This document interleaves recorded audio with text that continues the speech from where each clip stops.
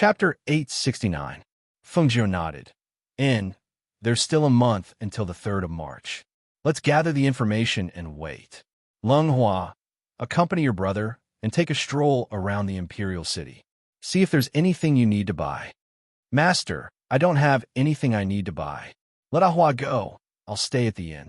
Fengjiu smiled. What's there to guard in this inn? This is the imperial city of the Yi country. It's more prosperous than any other city. See if there's any clothes, hair accessories, rouge, or anything you like. Buy them all and bring them back. As she spoke, her gaze swept over her body. She smiled and narrowed her eyes. You're the kind of person who amazes people at first glance. However, it's really a waste to wear black clothes all day without any rouge. And forget it. I'll accompany you tomorrow. I'll help you choose. Hearing this, Leng Hua looked at the two with a smile. These two were the most important people in his life. One was his master, and the other was his sister. They were the two people he valued the most. Master, I don't need to dress up. This is fine. Moreover, I like to wear black and don't like to wear clothes that are too eye-catching. Since she was young, she had learned how to hide her appearance and never learned how to show it. What's more, she was by her master's side to guard him. There was no need for her to dress up beautifully. On the contrary, the more inconspicuous she was, the better. So it's like this. She touched her chin and smiled. Then let's just stroll around the jewelry store like this. It's settled. She picked up her chopsticks and ate, motioning for the other two to eat as well. After the meal, Fengjiu motioned for the two to go back to their room to rest while she flashed into the space. Seeing that the sleeping fire phoenix still hadn't woken up, she couldn't help but feel strange. It's been so long. Why hasn't she woken up yet? However, the aura of this ball of flame seems to have become stronger. She stared at the ball of flame that wrapped around the fire phoenix. The fire phoenix inside was like a baby in its mother's womb, hugging its legs and curling up as if it was asleep. Perhaps, when it wakes up again, it will break through and become a young man. She had a feeling that perhaps its infancy was about to pass. If it entered adulthood, its strength would increase by another level, and its pressure would be incomparable to its infancy. Thinking of this, she had a faint expectation in her heart. She didn't care that it was still in a deep sleep. Picking up the tools in her space, she walked to the empty space inside and started to plow the ground. She started to sow seeds, preparing to use the space to plant some spiritual herbs and fruits. The next day, after resting, the three of them went out together. They were in a good mood and planned to walk around and enjoy the scenery of the imperial city. As for the three people in the first inn, it was a completely different scene. Why is it only you? The door of the heavenly room opened, and the red-clothed young master who had snatched the room yesterday walked out. His figure was slender, and his appearance was outstanding. If one looked closely, one could actually see that he was a beautiful woman disguised as a man. However, when the woman wore the red robe, it gave off an arrogant and haughty aura, destroying the beauty of the robe. She went to rest in the middle of the night and hasn't woken up yet. The one who spoke was a middle-aged man dressed in gray. He looked like a servant, but wasn't a servant. His expression was indifferent, and he didn't show any respect to the woman dressed as a man. Chapter 870. Lowly servant. Are you the master, or am I the master? How dare you sleep until now? Her gloomy voice was filled with anger. As soon as she spoke, she pulled out a soft whip from her waist and lashed it towards the woman in black on the bed. The woman in black only wore her undergarments to sleep and had woken up a long time ago. However, she felt as if she had been injured somewhere in her body. Even breathing was painful, let alone getting up. When she heard the sound of the door being kicked open, she knew that her master was about to lose her temper again. Thus, she tried to get up. However, after trying twice, she still could not get up. She then saw her master stride in and lash the whip at her without saying a word. Whoosh! The sound of the whip sliced through the air, bringing with it a swift and fierce air current. With a slap, it landed on the woman on the bed. Only a blood-curdling scream was heard as a streak of blood appeared on the woman's white undergarments. It was clear to see how ruthless her master was and how merciless he was. Master, master, please calm down. The woman screamed as she was swept to the ground by the whip. She fell to the ground and hugged the red-robed man's leg. Cold sweat seeped out from her forehead. Seeing this, the red-robed man was puzzled. He stared at the pale-faced woman on the ground and asked, "What happened to you?" No matter what, it was impossible for her to be unable to get up after being lashed by the whip, right? The gray-robed man who had followed her and stood by the door and watched silently. He had been sent by her family to protect her. As long as there was no fatal danger, he would not intervene. He had also watched the farce yesterday from his side. However, he had been standing by the back door at the time and did not pay much attention to the gold coin that the red-robed man had thrown at her. "Master, this servant is unable to breathe. I can't summon my spiritual power, and it's so painful that I can't get out of bed.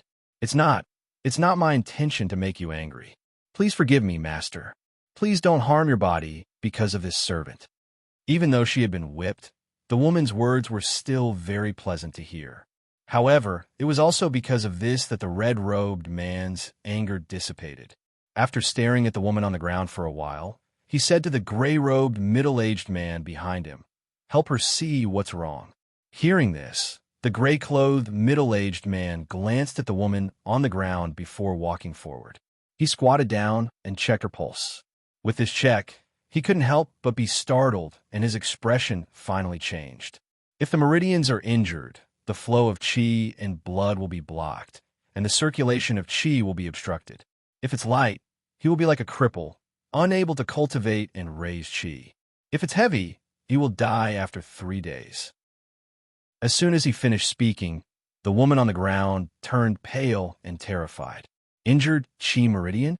You were fine yesterday. How did you suddenly injure your meridians?" The red-clothed young master asked with a gloomy face. After this question, the woman on the ground finally remembered. Her expression was filled with anger and hatred. "It's that person from yesterday, that young man called Fengjiu, who wears the same red robes as master. He must be the one who hurt this servant. Didn't you say that the person didn't go upstairs? How did he hurt you?" At this moment, the gray-clothed man standing to the side recalled, "Is it that gold coin?" At that time, he only heard a muffled groan, but didn't care. Who would have thought that the gold coin at that time would actually injure a great spirit master's qi meridian? That person's methods were quite good. Chapter 871. Yes, it was that gold coin. At that time, it hit my body and fell to the ground. It only hit me once, so I didn't pay much attention to it. I didn't expect that person to hurt my meridians. Master, he didn't just hurt me, he also hurt Master's face." The woman on the ground said anxiously, hoping that her master could help her get revenge and not let that person have an easy time. If her meridians were hurt and could not be healed, then even if she lived, her life would be ruined.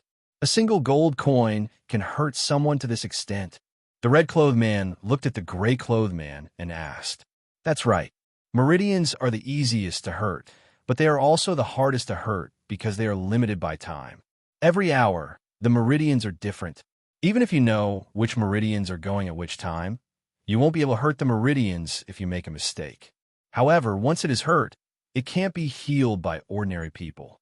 As he spoke, he looked at the woman on the ground and said, "Although that person hurt her meridians, it should be considered light. He didn't intend to take her life. However, if she can't be healed, she will be like an ordinary person who can't cultivate in the future. Find that person for me," the red-clothed man said in a gloomy voice. "He took my money and dared to hurt my people. He has guts. I'm afraid that will be difficult." The gray-clothed man said, "We aren't familiar with this place. It won't be easy to find someone in the imperial city." Hearing this, the red-clothed man's face darkened. He flicked his sleeve and said, "Then go to the mercenary market and issue a mission.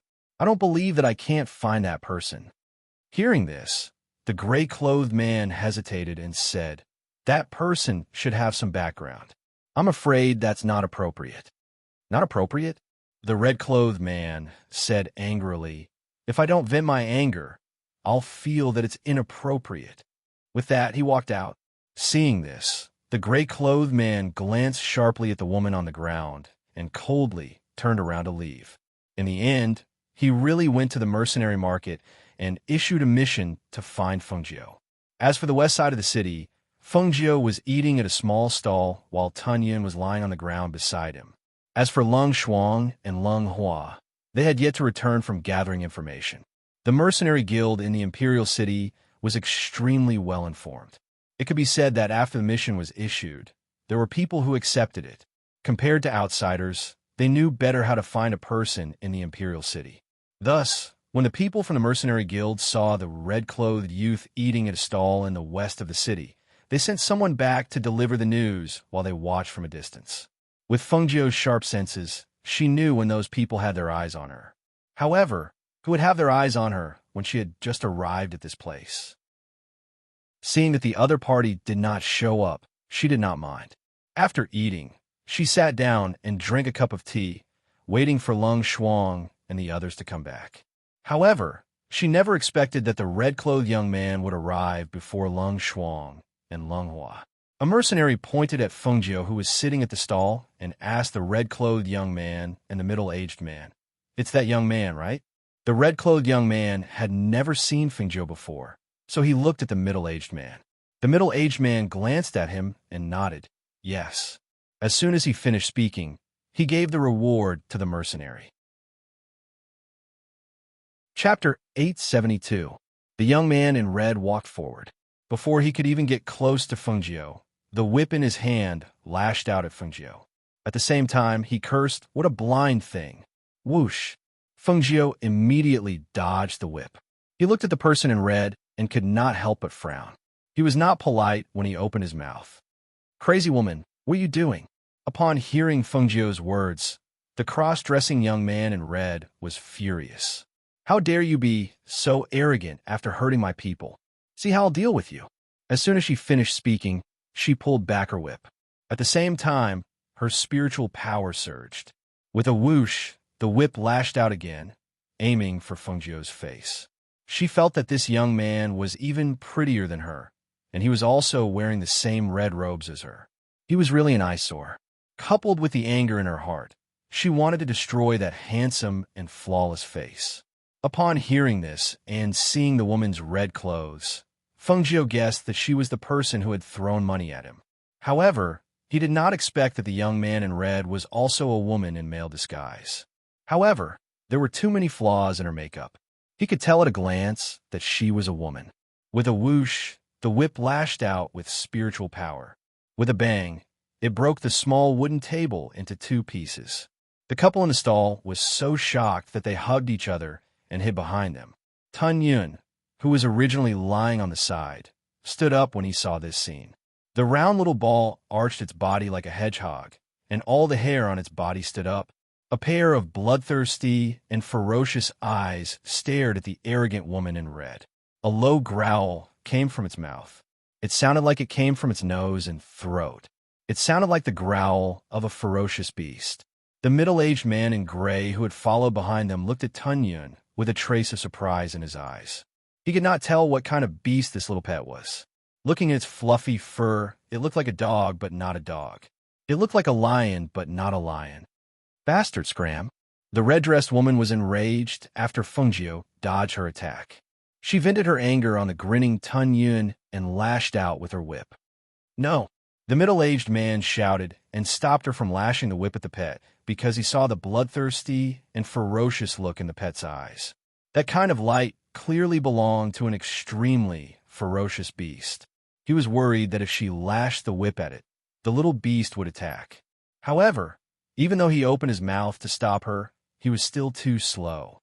At the same time the whip lashed out, the little beast let out a low growl and leaped up. Its round little body was as agile as a leopard at this moment. As it leaped into the air, it revealed its sharp claws and charged towards the woman. "Ah!" The woman cried out in pain. Her face paled, and she quickly retreated.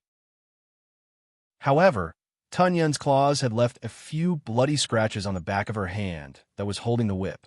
The scratches were so deep that the bone could be seen.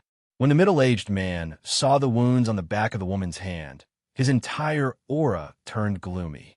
He immediately pulled the woman behind him to prevent the little beast from hurting her a second time. His sharp and cold gaze swept across the little beast that was baring its fangs and flashing its claws. He stared at the young man in red who was calmly watching the show and asked in a gloomy voice, "Do you not want your little pet anymore?" Chapter 873. Feng crossed his arms and glanced at him. Then he glanced at the woman's bloody hand and sneered. "If you didn't provoke it, would it bite you? Kill him." The woman's face revealed a fierce expression. She took out medicine to bandage her wound and ordered the man in gray beside her. "TSK, TSK, do you really think the Imperial City is yours? Shouting and yelling in the streets and alleys. You're really shameless," Feng said casually. Looking at the woman's furious expression, he curled his lips and revealed a mocking smile. "Even if I kill you, no one will dare to say anything." She simply bandaged the wound on her hand and pulled out her whip again, attacking Feng. Seeing this, Feng eyes flashed and he coldly snorted. "It seems that if I don't teach you a lesson, you won't learn." As soon as he finished speaking, the red figure dashed out and dodged the woman's whip. In an instant, he appeared behind the woman. With a flick of his hand, he snatched her whip and tore off the woman's red clothes. "These red clothes are really an eyesore when you wear them." "Ah!" The woman cried out in surprise when her clothes were ripped off, and she quickly retreated. The man in gray beside her saw this and was about to step forward, but he saw the little beast pounce at him with a low growl. He immediately flicked his sleeve and shouted, "Bastard, get lost!" A stream of air visible to the naked eye came out from his sleeve. When the people on the street and the shops on both sides of the street thought that the little beast would be swept out, they saw the little beast crouch down and leap towards the middle-aged man. Its sharp claws instantly scratched several bloody marks on the middle-aged man's shoulder. "Hiss!" The man in gray gasped and his eyes widened in disbelief. He quickly retreated a few steps and stared at the little beast with vigilance and shock. This was not an ordinary little beast. Could it be a sacred beast? But how could a sacred beast be so small? "Xiao! Pan!" The whip whipped out with a sharp sound and landed on the woman's body. At the same time, a bloody mark appeared and a scream pierced through the sky. Ah! The woman's red clothes had been taken off, and she was only wearing her undergarments. At this moment, the burning pain on her body caused her entire face to contort. She stared at the red-clothed youth in panic and anger.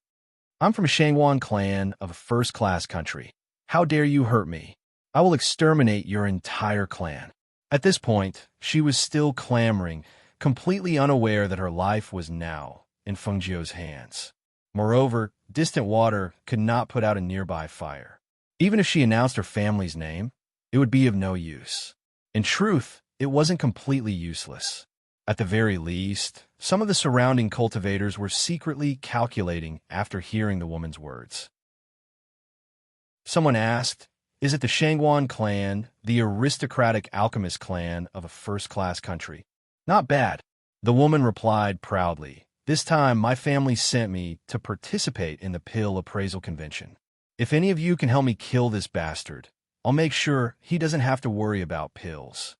Hearing this, the eyes of the surrounding cultivators lit up. It was a good opportunity to establish a relationship with the alchemy aristocrat. No matter what, they would definitely be able to obtain extraordinary pills. Chapter 874. Of course there is. Look, this is the identity medallion that all disciples of the Shangwan clan have. If I say I'm a member of the Shangwan clan, then I'm a member of the Shangwan clan. Who dares to pretend to be a member of the Shangwan clan? How about it? Who dares to take this job? Take his head for me. She arrogantly flashed her identity medallion and revealed her identity in front of everyone, all for the sake of taking Feng life. Furthermore, she was very confident that as long as her identity as a member of the Shangwan clan was exposed, even the strongest cultivator would want to establish a relationship with her. "Xiao!" A whip lashed out, and with a "xiao" sound, the crown that held her hair up fell to the ground. She hugged her head and cried out in alarm. Her ink-black hair fell loosely to the ground, revealing her feminine and delicate appearance. "Ah, you actually dare to attack me." She cried out in alarm and glared angrily. She could not believe that someone would dare to attack her after hearing of her family's illustrious reputation. Shengwan clan. Feng Jiu raised her brows, and a wisp of light that others couldn't understand flowed in her clear eyes. She swung the whip in her hand, and it instantly swept out and coiled around the woman's waist with a slap, and then she pulled her over. The woman was stunned. Before she could react, Feng Jiu had already hugged her waist in a teasing manner. He even used the hand holding the whip to gently lift her chin. "You're really from the Shangwan clan?" He lifted her chin and looked at her, then leaned close to her ear and slowly said, "Even if you're from the Shangwan clan, you shouldn't provoke me. Do you understand?" She was stunned. Her entire body was dazed, and she did not know how to react. She had always been arrogant, and no one had ever dared to approach her like this. Suddenly being hugged by a man like this, and even speaking to her ear, she only felt her mind explode and go blank. "Young Miss Shangwan, I'm a Foundation Establishment rogue cultivator. Today, I'll help young Miss Shangwan vent your anger and teach this arrogant youth a lesson." A figure rushed out from the crowd. With a twist of the sharp sword in his hand, he attacked Feng Jiu with killing intent. Although he said he was teaching this youth a lesson, anyone could tell that this person was going to kill him. Feng Jiu coldly glanced at that person, then directly pushed the woman away. At the same time, he pulled back his whip and lashed it towards that person's lower body. With a shio sound, the whip wrapped around his leg, and with a pa sound, the person holding the sword. Feng Jiu sneered. "You dare to come forward with such little skill? You really don't know death." Pa! With that, the whip in her hand lashed out viciously at the male cultivator. She would teach these kinds of people a lesson whenever she saw one. Hiss! Ah! Before the man had time to get up, he saw the whip lashing at him. The hidden force on the whip scratched his clothes, and the whip hit his flesh. He felt his flesh split open, and the pain made it hard for him to breathe. "Stop, young. Please spare my life. Please spare my life." Seeing the Foundation Establishment cultivator begging for mercy on the ground after being whipped, the restless cultivator's eyes flashed, and their gazes fell on the red-clothed youth wielding the whip. Every lash of the whip contained visible spiritual power. They were almost certain that every time the whip landed, the cultivator's skin would be split open. Furthermore, a Foundation Establishment cultivator was actually unable to resist in front of this youth. It was clear that this youth was hiding his strength. Chapter 875. The woman from the Shangwan clan was stunned. Seeing that a Foundation Establishment cultivator wasn't a match for the youth, she couldn't help but be flabbergasted and retreat step by step. She was certain that the youth was hiding his cultivation. However, no matter how outstanding a youth's strength was, he couldn't have easily beaten a Foundation Establishment cultivator to the point where she couldn't dodge or get up, right? Could it be that this youth wasn't a youth at all, but an old monster? The more she thought about it, the more likely it seemed. She looked at the gray-robed, middle-aged man and saw that he had been beaten into a sorry state by a small beast. His body was even covered in blood. "You want to leave?" Feng Jiu glanced at the woman from the corner of his eye, wanting to leave. He curled his lips and attacked her with his whip. However, he didn't manage to touch the woman this time, because the whip was caught by a gray-robed old man who suddenly appeared. "Since you've already vented your anger, you should stop." The gray-robed old man held the whip, preventing Feng Jiu from hitting the woman again. Third elder. When she saw the old man, a trace of fear appeared in the woman's eyes. She restrained her arrogance and stood respectfully behind the old man, not daring to move. When the gray-robed man saw the old man, his heart sank. He quickly withdrew his hand and retreated behind the old man. "Greetings, third elder." "Oomph." The old man harumphed. His sharp gaze swept past the woman and landed on the middle-aged man. "I told you to follow me, and you followed me like this? She's not sensible, and you're not sensible either? How absurd." The two were scolded, but they didn't dare to retort. They could only lower their heads and listen. When Feng Jiu saw this, his eyes flickered. He sized up the old man and saw that he was a nascent soul cultivator. Furthermore, from their words, It seemed that this old man was an elder of the Shangguan clan. "What are you standing there for? Hurry up and apologize to young Master Feng," the old man shouted at the two people standing behind him. "Third elder, you clearly." That woman was unwilling to accept this. But before she could finish her words, she met that pair of stern eyes. She could not help but lower her head and swallow the words that were about to come out of her mouth. She looked at Feng Jiao and gritted her teeth. "I'm sorry, young Master Feng. Please forgive our rudeness." The gray-clothed man stepped forward and bowed. He did not dare to disobey the third elder's words. "Excuse me, young master." The old man nodded slightly and said to Feng Jiao. Seeing this, Feng Jiao did not say anything. He raised his hand and threw the whip back. "All right, this young master is magnanimous and will not bicker with a lowly person." She turned around and walked over to the stall. She gave the couple 2 gold coins as compensation for the broken table and asked them to bring another pot of tea. Only then did she call Tunyon back. She walked over to the unbroken table and sat down. "You two go back first." The old man turned around and said to the two of them, indicating for them to leave first. "Yes." The two of them didn't dare to say anything else. After answering, they returned to the inn. After the two of them left, the old man stepped forward and came to Feng Jiao's table. He looked at his handsome face and asked with a smile, "Young Master Feng, may this old man sit down?" Feng Jiao glanced at him and asked, "What do you want?" This old man looked at her with a strange gaze. Chapter 876. She watched as the old man sat down, poured himself a cup of tea, took a sip, then put it down and looked at her. She sharply noticed that his gaze seemed to be probing. "May I know which country young Master Feng is from? The surname Feng is really quite special and rare." The old man looked at Feng Jiao and asked with a smile. However, he paused for a moment and laughed again. "Ha ha ha, I forgot to introduce myself. I am Shangguan Dezheng, the third elder of the Shangguan family."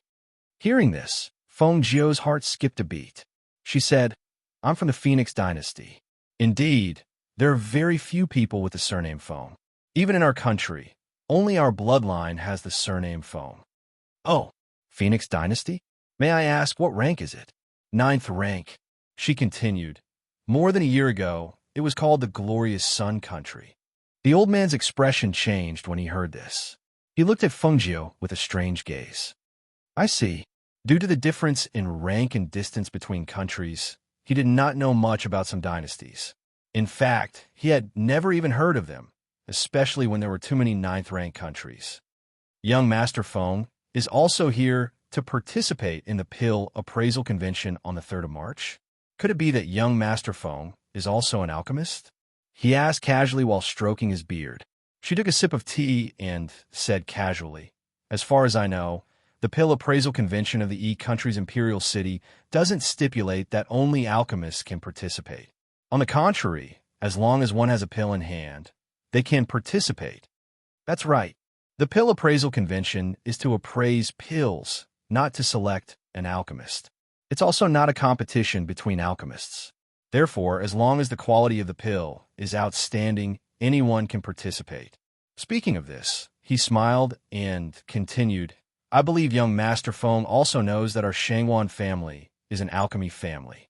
In fact, this time I secretly followed you here not only to make sure the juniors don't cause trouble, but also to recruit some talented alchemists. If young Master Feng is an alchemist, you can come to our Shangguan family to give a try." Feng Jiao smiled faintly, but did not say anything. The old man didn't say anything else when he saw this. Instead, he sat for a while and chatted for a while before standing up and taking his leave. Feng Jiao supported her cheek with one hand and tapped the table with the other. A faint light flashed through her clear eyes as she looked in the direction that the old man left. No one knew what she was thinking. "Master." Lung Shuang and Lung Hua quickly walked back. They rushed back because they heard that there was a fight here. But when they saw that their master was fine, they felt relieved. "You're back?" She glanced at the two of them and asked, "How did the investigation go?" "Master, many people from other countries have come to the pill appraisal convention in the E country's imperial city. Some of them are from aristocratic families and imperial families from first-tier countries. We heard that among the alchemists who will be appraising pills, aside from the alchemists sent by the Shangguan family from first-tier country, there is also the Tianji elder's disciple, young Master Emotion. Lung Hua paused for a moment before continuing. The pill appraisal convention will be held at the pill appraisal hall. Aside from status, those who wish to enter must also have at least a third-tier pill in hand. Those with pills below the third tier cannot enter, and the security will be extremely tight. Also, Chapter 877. Hearing this, Feng Jiu was slightly stunned. How come I didn't know about this?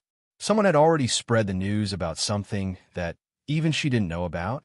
Who knew that she would be participating in the pill appraisal convention? Although she was here, she didn't plan to use her identity as the ghost doctor. Now, there was news that the ghost doctor would be participating, so instead of saying that everyone is here for the pill appraisal convention, it's more accurate to say that they're here for the ghost doctor.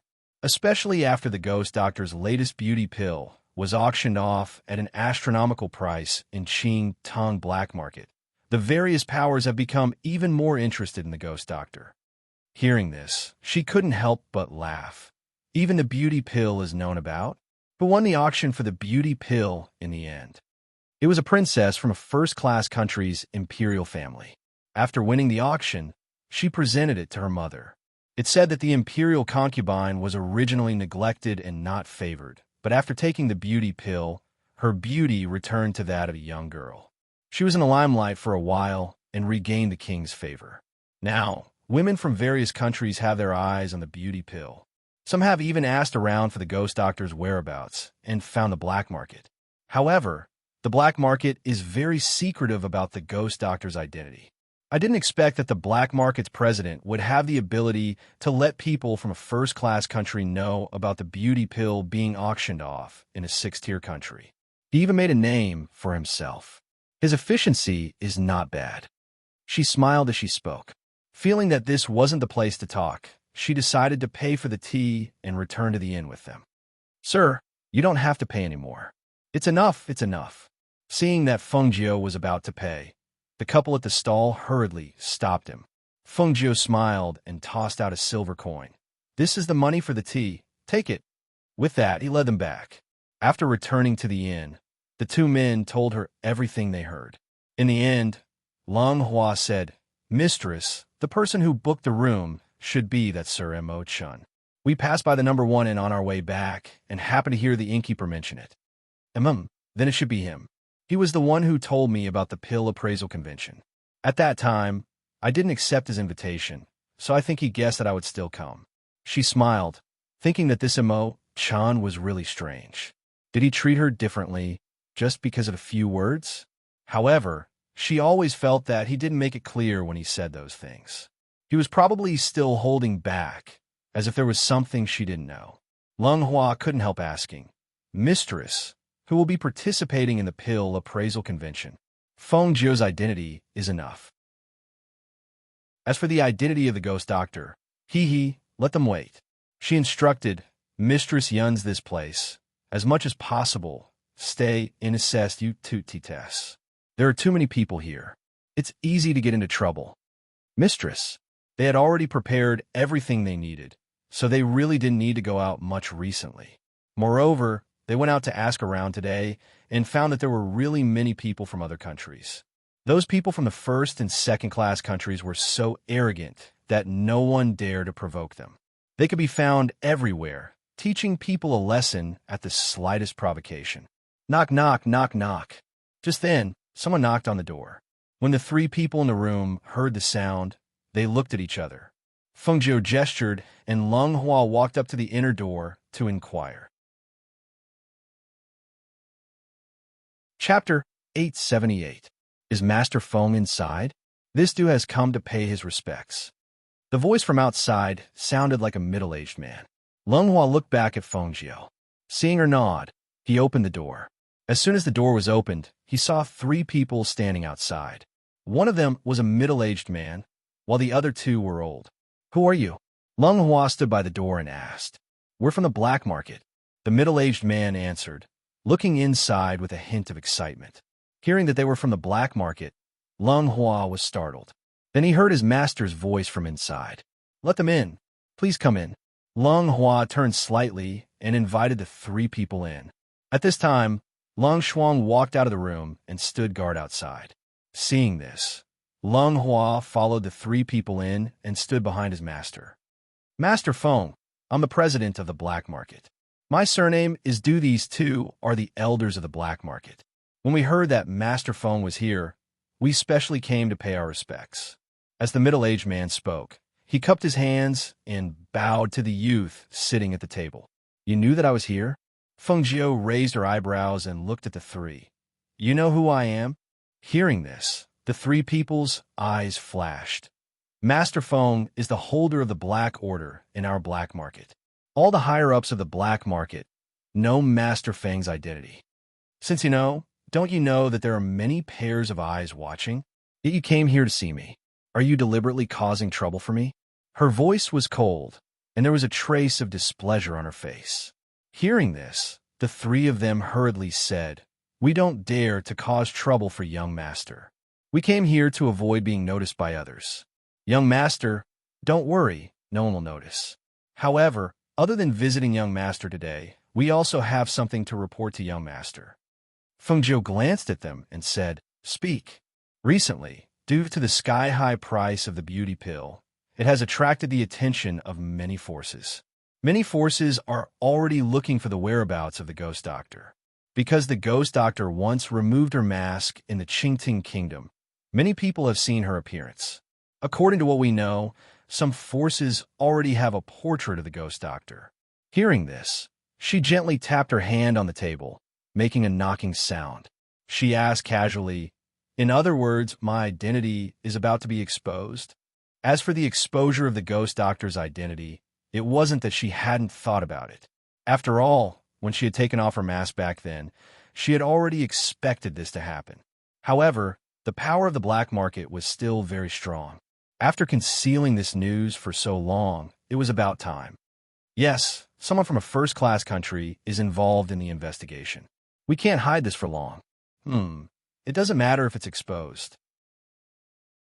Just make sure that no one dares to touch my country." She stared at the president of the black market and said.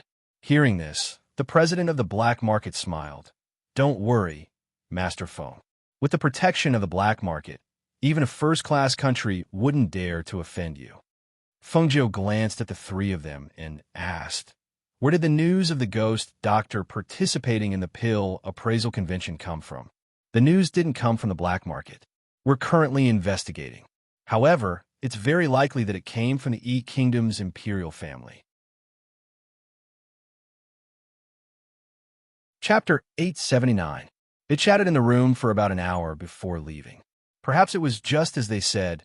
They came in a low-key manner and did not attract the attention of other forces.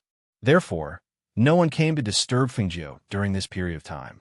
In the following period of time, the three of them rarely left the inn.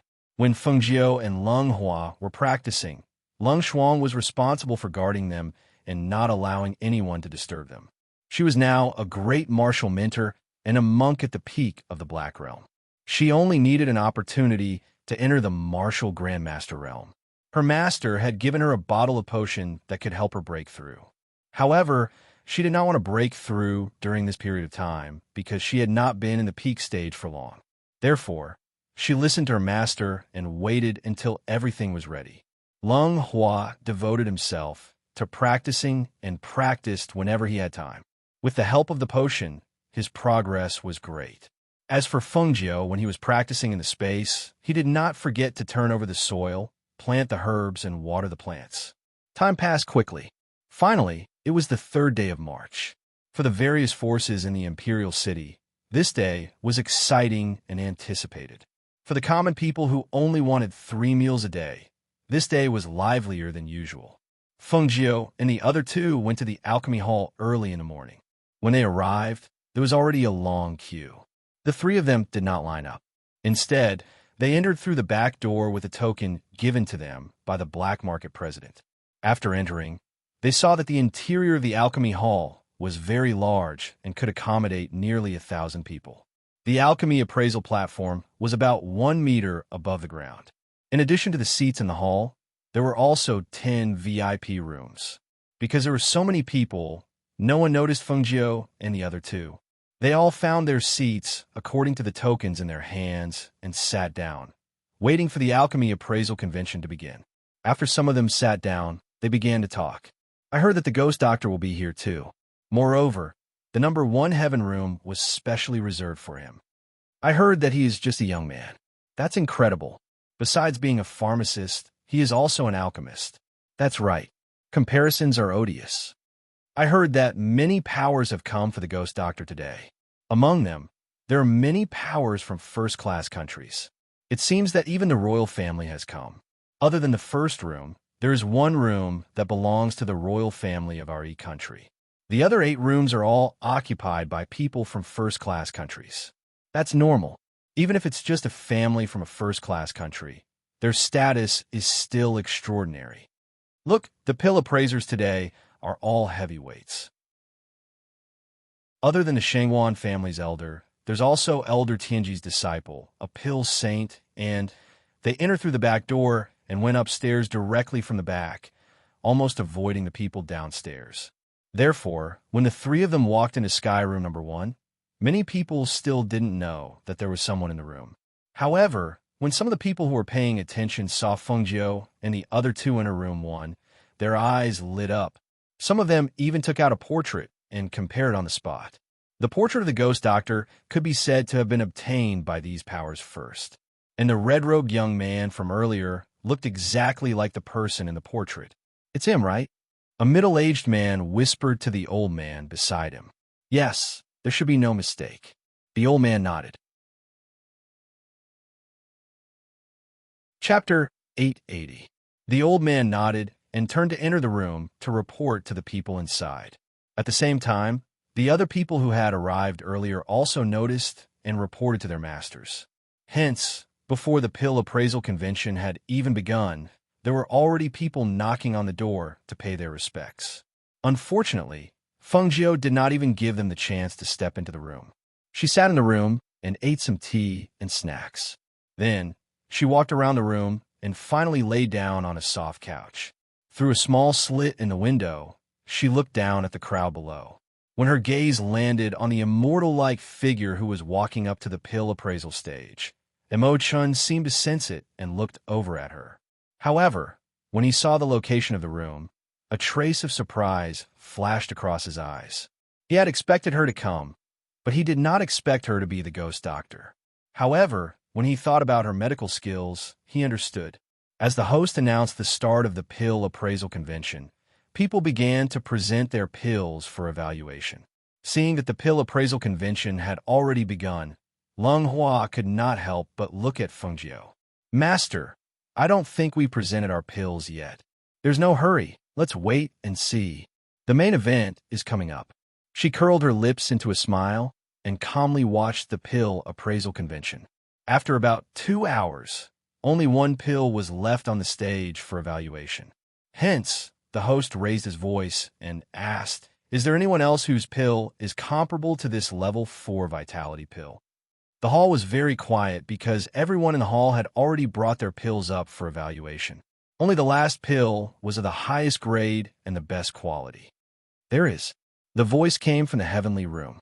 When the owner of the level 4 vitality pill heard that voice, his heart could not help but skip a beat. Even though he knew that this pill appraisal convention would not be so simple, he could not help but look forward to it. After all, this was a chance to make a name for himself. As long as he showed his face here, he would be famous in all the countries. His status would also rise with the tide. Even some powerful cultivators would have to treat him with respect. However, he knew that in addition to the alchemists and forces of various countries, the ghost doctor, who had recently become famous everywhere, had also come. When it came to the ghost doctor, it really made people respect and hate him. They respected him for his superb medical skills, his talent, and his ability to refine medicine and pills. They hated him for stealing their limelight and cutting off their chance to stand out. The guard of the heavenly room came forward with a tray and placed the pills on the appraisal platform. This is a level 4 spirit congealing pill. Then, he retreated to the side. The appraisers looked at them one by one. After comparing them, they whispered a few words. In the end, the level 4 vitality pill was defeated. Then, the people of the heavenly room took out their pills to compete. Some of them were defeated, and then they took out better ones. Another 2 hours passed in a row. The people of the 9 rooms, heavenly room, all took out their pills for appraisal and competition. Even the black market from first-class country also took out their pills. But at this time, the heavenly room one was still quiet, without any movement. Could it be that the ghost doctor saw that the level of the pill was too high and retreated? For a moment, everyone had doubts in their hearts. Until, after several fierce competitions, the Shangwan family from first-class country took the lead with a level 5 pill. Chapter 881. The first heaven room presents the 5 elemental pill for the competition. A middle-aged man who was hosting the competition raised his voice after reading the information in his hands. There is a faint trace of excitement in his voice, as if he was afraid that the people around him could not hear him clearly. His voice was laced with spiritual energy, so the moment he spoke, it was clearly heard by the thousands of people around him. 5 elemental pill? What kind of pill is that? I've never heard of it. What 5 elemental pill? Why didn't they report the pill's grade? I've been refining pills for so long, but I've never heard of any 5 elemental pill. First heaven room, wasn't it said to be the ghost doctor? Does that mean that the ghost doctor is really here? If it's the ghost doctor's pill, it probably won't be simple either. That's right, from his medicine to the beauty, nourishing pill, none of his pills are ordinary. Furthermore, it's said that his items all have a mark, so no one can fake them. I wonder what effects this 5 elemental pill has. I've never heard of this pill before. In an instant, there were endless discussions, all trying to guess what kind of pill the 5 elemental pill was. Trying to guess what kind of person the ghost doctor was. Some of them stared at the pill appraisal platform, while others stared at the first heaven room. The atmosphere had become even more expectant after the first heaven room presented the pill.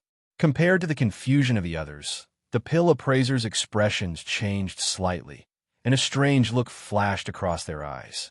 Especially the third elder of the Shangwan family, who was looking at the woman in black who presented the pill. He was even more astonished. Was it that red-robed youth that you've called Fengjiu? He was the ghost doctor. Lung Shuang placed the pill on the pill appraisal platform and said, "This is the 5 elemental pill, a pill that can allow an ordinary person without spiritual roots to develop spiritual roots after eating it." After saying that, she retreated to the side. However, when she said that a person without spiritual roots could develop spiritual roots after eating it, the entire pill appraisal hall went into an uproar. Did I hear wrongly? A person without spiritual roots can develop spiritual roots after eating it? Is this true? Isn't this too heaven-defying? I've never heard of a person without spiritual roots having the chance to cultivate. If what she said is true, then the value of this pill is really incredible. That's right. This is a medicinal pill that can change a person's life. It's too heaven-defying. Everyone was talking at once. The whole scene was as lively as a market. What demeanor, what calmness. All of that was thrown to the back of their minds. Even the people in the heavenly room were the same. After hearing those words, they were shocked and stood up one after another. There was actually such a heaven-defying pill in this world. While the crowd was engaged in a heated discussion, the appraisers at the pill appraisal table weren't idling around either. After examining the pill, they passed it to another. They used a pair of tweezers to hold the pill in their hands, examining it from its color to its smell to its veins. Young Master Mo-chun, what do you think? The third elder of the Shangwan clan looked at the white-robed Mo-chun beside him and asked gently.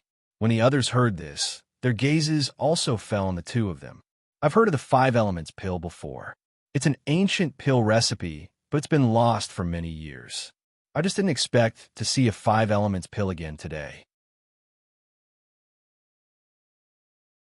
Chapter 882. His meaning was clear. In other words, this 5-elemental pill belonged to Dan Wong, the champion of today's competition. The other appraisers nodded at his words, indicating that they had no objections because that was indeed the case. They were more experienced than everyone else here, so they had heard of this 5-elemental pill before. What was different was that they had only heard of it in the past, but today they witnessed it with their own eyes. No matter how they looked at it, this 5-elemental pill was the best out of all the other pills here today. Naturally, it was widely expected to win the competition. And so, this pill appraisal convention that lasted for several hours came to an end after Fengjiu presented his 5-elemental pill. Without a doubt, she took first place. When Lung Shuang returned with the pill and the prizes, he was followed by a few people. The appraisers, including Mo Chun, followed him to the door. After Lung Shuang entered, they waited outside the door. Inside the room, Fengjiu put away the pill and looked at the prizes. Apart from 3 extremely rare spirit egg fruits, there were also 2 bags of precious spirit herb seeds, several priceless herbs, and a 500-year-old ginseng. There are quite a lot of prizes. Some of these things can't be bought outside, even if you have the money. She looked at the prizes before finally putting them away. Master, the appraisers are waiting outside. They would like to see you, Lung Shuang said, looking at her joyful face. Fengjiu took a sip of tea, then said, "Let them in." Yes. Lung Shuang walked to the door and opened it. However, when the door opened, there were obviously more people inside. Seeing this, she turned to the appraisers and said, "My master invites you in." The appraisers couldn't help but smile at this. Meanwhile, the others behind them had different expressions on their faces. Someone asked, "Miss, please help us inform our master that we would also like to pay the ghost doctor a visit." "My apologies, my master is very busy." Having said that, he invited the appraisers into his room and closed the door behind him, completely ignoring their stiff expressions. Out of the 4 appraisers, Fengjiu recognized 2 of them. When the Shangwan family's 3rd elder saw that it was indeed Fengjiu in the room, the smile on his face deepened. He stepped forward and cupped his hands in greeting. "Young Master Feng, we meet again. Please take a seat." Fengjiu nodded and invited them to sit. Mo Chun sat beside her. When he saw her half-smiling gaze fall on him, he calmly shifted his gaze away.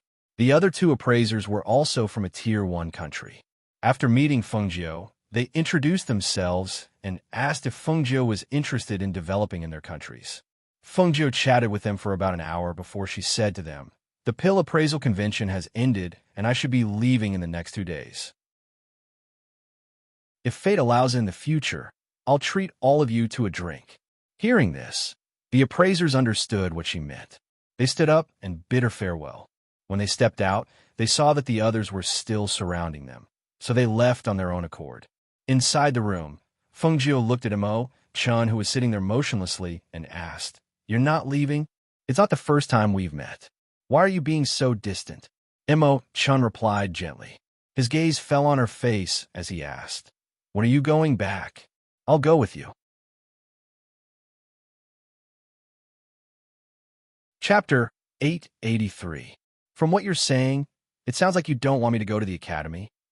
His voice was calm, and his tone was gentle but cold. How could that be? Whether you go or not, it doesn't really matter to me." She stood up as she spoke and dusted off her robes. She looked at him and said, "I'm currently staying at an inn in the west of the city. Now that the pill appraisal convention has ended, I said that I'd be leaving in 2 days, but I plan to leave now. Do you really want to come along? Then hurry back and pack your things. I'm wearing light clothes." He stood up as well. "However, I don't think we can leave now. Other than the imperial family of a country, there are also people from a Tier 1 country waiting outside. That's easy. We'll leave through the window." She gestured to the window on the side. The window at the back faces the back of the pill appraisal hall. There's no one there. As she spoke, she led Lung Hua and Lung Shuang to the window and left through the back. Seeing this, Mo Chin's lips curled up imperceptibly. He found it amusing and left through the window with her. Outside the room, the people waiting outside waited for a long time, but no one came out. Thinking that young Master Mo Chan had not come out after entering the room, They asked. They're still inside, right? They shouldn't have left, right? This room doesn't have a back door. They should still be inside, right? It's true that this room doesn't have a back door, but there's a back window. They couldn't have left through the window to avoid us, right? This person's words stunned everyone. They found it unbelievable. Wasn't leaving through the window a little too degrading? However, it was said that the ghost doctor had a strange personality. She might do things that they wouldn't. Hence, when there was no response after knocking on the door, someone pushed the door open and entered. The room was empty, and there wasn't even a shadow in sight. However, the window at the back was open. Did they really leave through the window? Everyone was stunned and in disbelief. Without giving anyone time to react, Feng Jiao and the others returned to the inn and brought Tun Yin along. They left the imperial city and headed back, but when everyone heard the news and rushed to the inn, they were still a step too late. They still didn't see her. On the mountain path, they rested on the grass after walking for a while. Feng Jiao sat cross-legged and looked at Mo Chun, who was sitting beside her. She smiled and asked, "If you leave with me, will they say that you're with me? That you're colluding with each other to take the prize?" Hearing this, Mo Chun looked at her, and instead of answering, she asked, "Were you really the one who refined the 5-elemental pill?" "Of course I refined it. Where else would I have gotten it? If it were anyone else, they wouldn't have been able to do it. But she could always make the impossible possible." "Master, have some pastries to fill your stomach." Lung Hua took out a box of pastries and placed it in front of the two. He smiled at Mo Chun and said, "Master, have some too. You won't be hungry on the way." "Where did you buy these? How come I didn't know?" Feng Jiao's eyes lit up. She took a piece and ate it while saying to Mo Chun, "Don't be shy. Help yourself." Chapter 884. Lung Hua, no wonder my father told me to bring you wherever I go. I really don't have to worry about what you do. Cultivate well, and when I go to the Empire in the future, I'll bring you and your sister along. You'll be my housekeeper then." She smiled and narrowed her eyes. Hearing this, Lung Hua was delighted. He immediately replied, "Don't worry, master. I'll definitely cultivate well." Mo Chun ate the pastries elegantly. It was as if he wasn't in the wilderness, but in a luxurious hall. He sat upright and slowly tasted the pastries. When he heard their conversation, he didn't even raise his eyes as he said, "Before you reach the nascent soul stage, I don't recommend you go to the Empire. Before you reach the nascent soul stage, I don't recommend you go to the Empire." Feng Jiao's eyes flickered. She heard these words again. Originally, these words were said by Xinyuan Mos. He told her not to go to the Empire before she reached the nascent soul stage. And now, Mo Chun actually said the same thing. Could it be that the people in the Empire were really that strong? That terrifying? Could it be that the people there are all above the nascent soul stage? She couldn't help but ask. In that place, even the waiters of the inns are great spiritual masters. Golden core cultivators can be seen everywhere.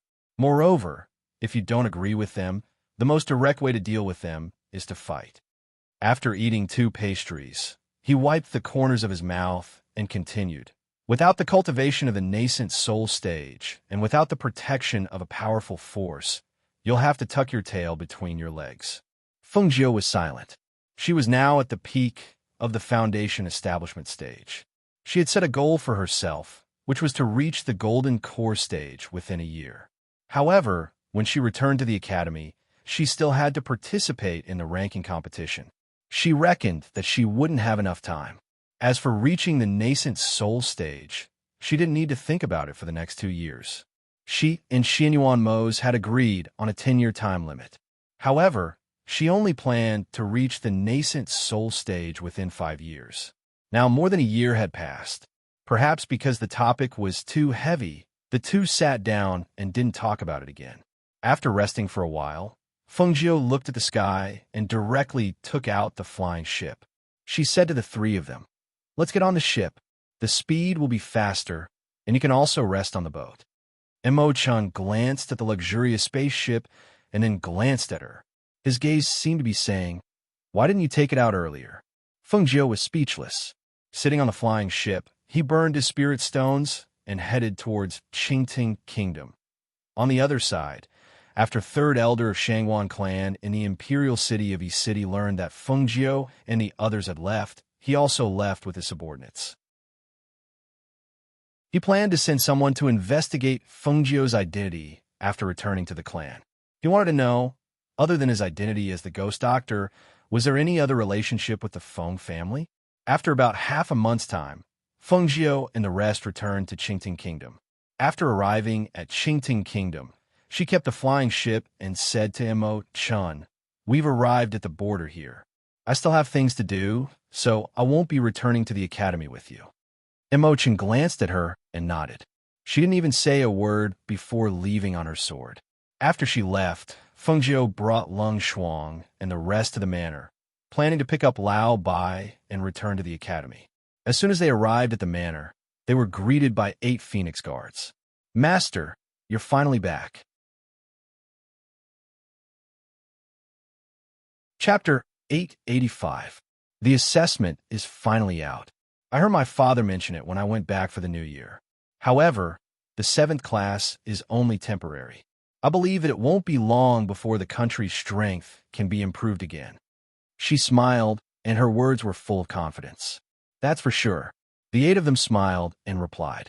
Feng Jiu glanced around, but did not see Xiang Hua and Bai Xiao. He asked, "Where are the 2 of them?" Bai Xiao and Du Fan are at the back of the mountain. Xiang Hua went out on a mission 2 days ago and hasn't returned yet. However, he should be back today. As Luo Yu spoke, he told her about the missions they had received these days and the improvement of their strength.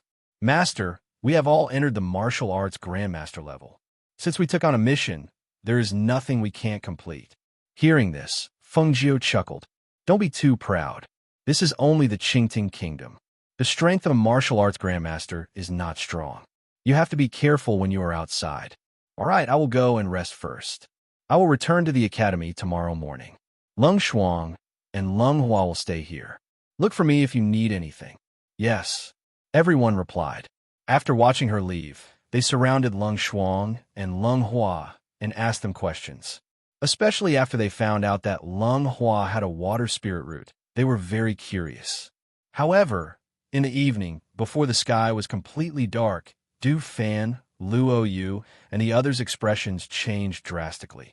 They hurried to the courtyard where she lived. "Master, something happened." In the room, Feng Jiu had just woken up for a while. After hearing the anxious voices outside, she opened the door and walked out. Seeing the sorrowful and angry expressions on their faces, her heart couldn't help but sink.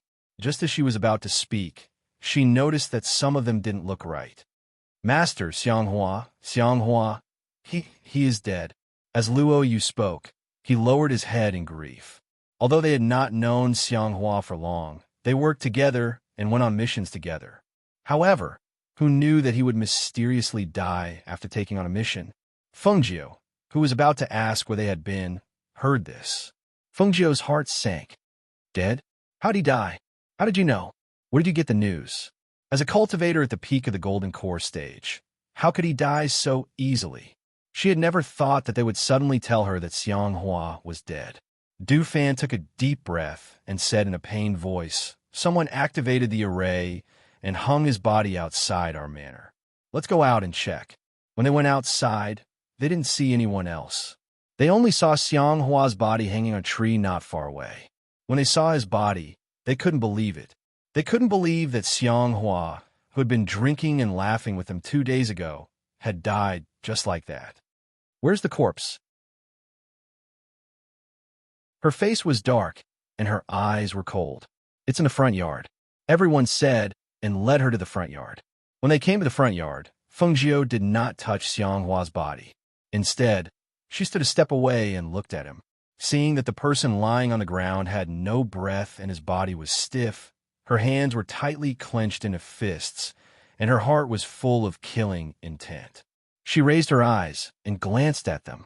Du Fan, Luo Yu, Fan Lin, Minnie, and Fong Chung. "Did you all touch Xiang Hua's body?" Chapter 886. His body was sprinkled with a colorless and odorless poison. You guys should have touched him, right?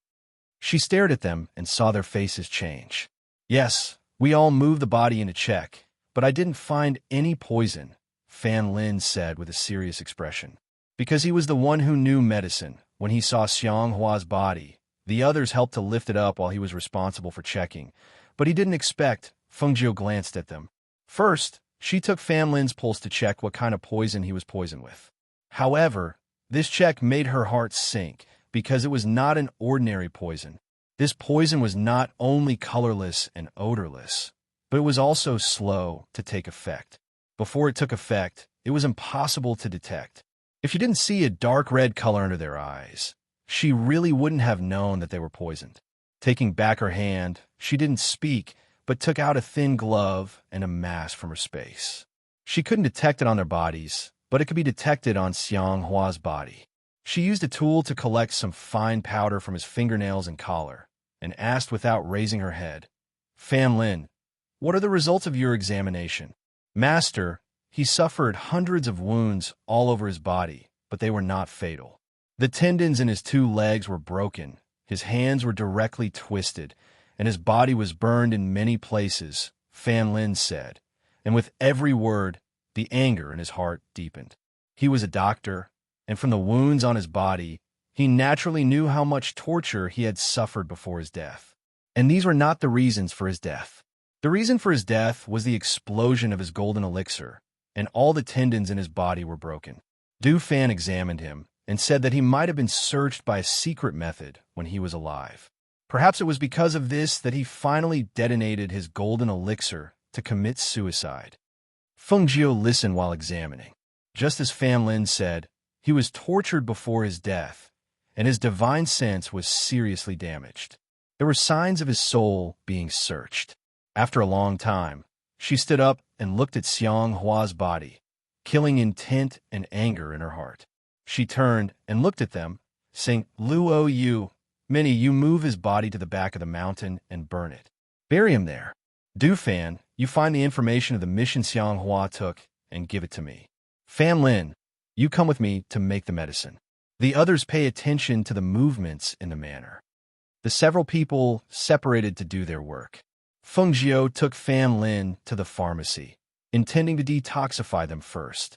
Tell me what's wrong with your body, and let me check it, she said while preparing the matter at hand. Yes, Fan Lin responded, and did as she said. He helped her to make the antidote, and, at the same time, to stimulate the poison in his body as soon as possible. After about an hour, the antidote still had not been made, and he could no longer hold on. Master, it seems that the poison has taken effect. I can't see anything in front of me. I can't breathe my whole body. Before he finished speaking, he had already collapsed. Seeing this, Feng Jiu caught him and put him on the ground. She quickly used needles to seal several major acupoints in his body and checked him again. After finding the symptoms, she picked the medicine and made it.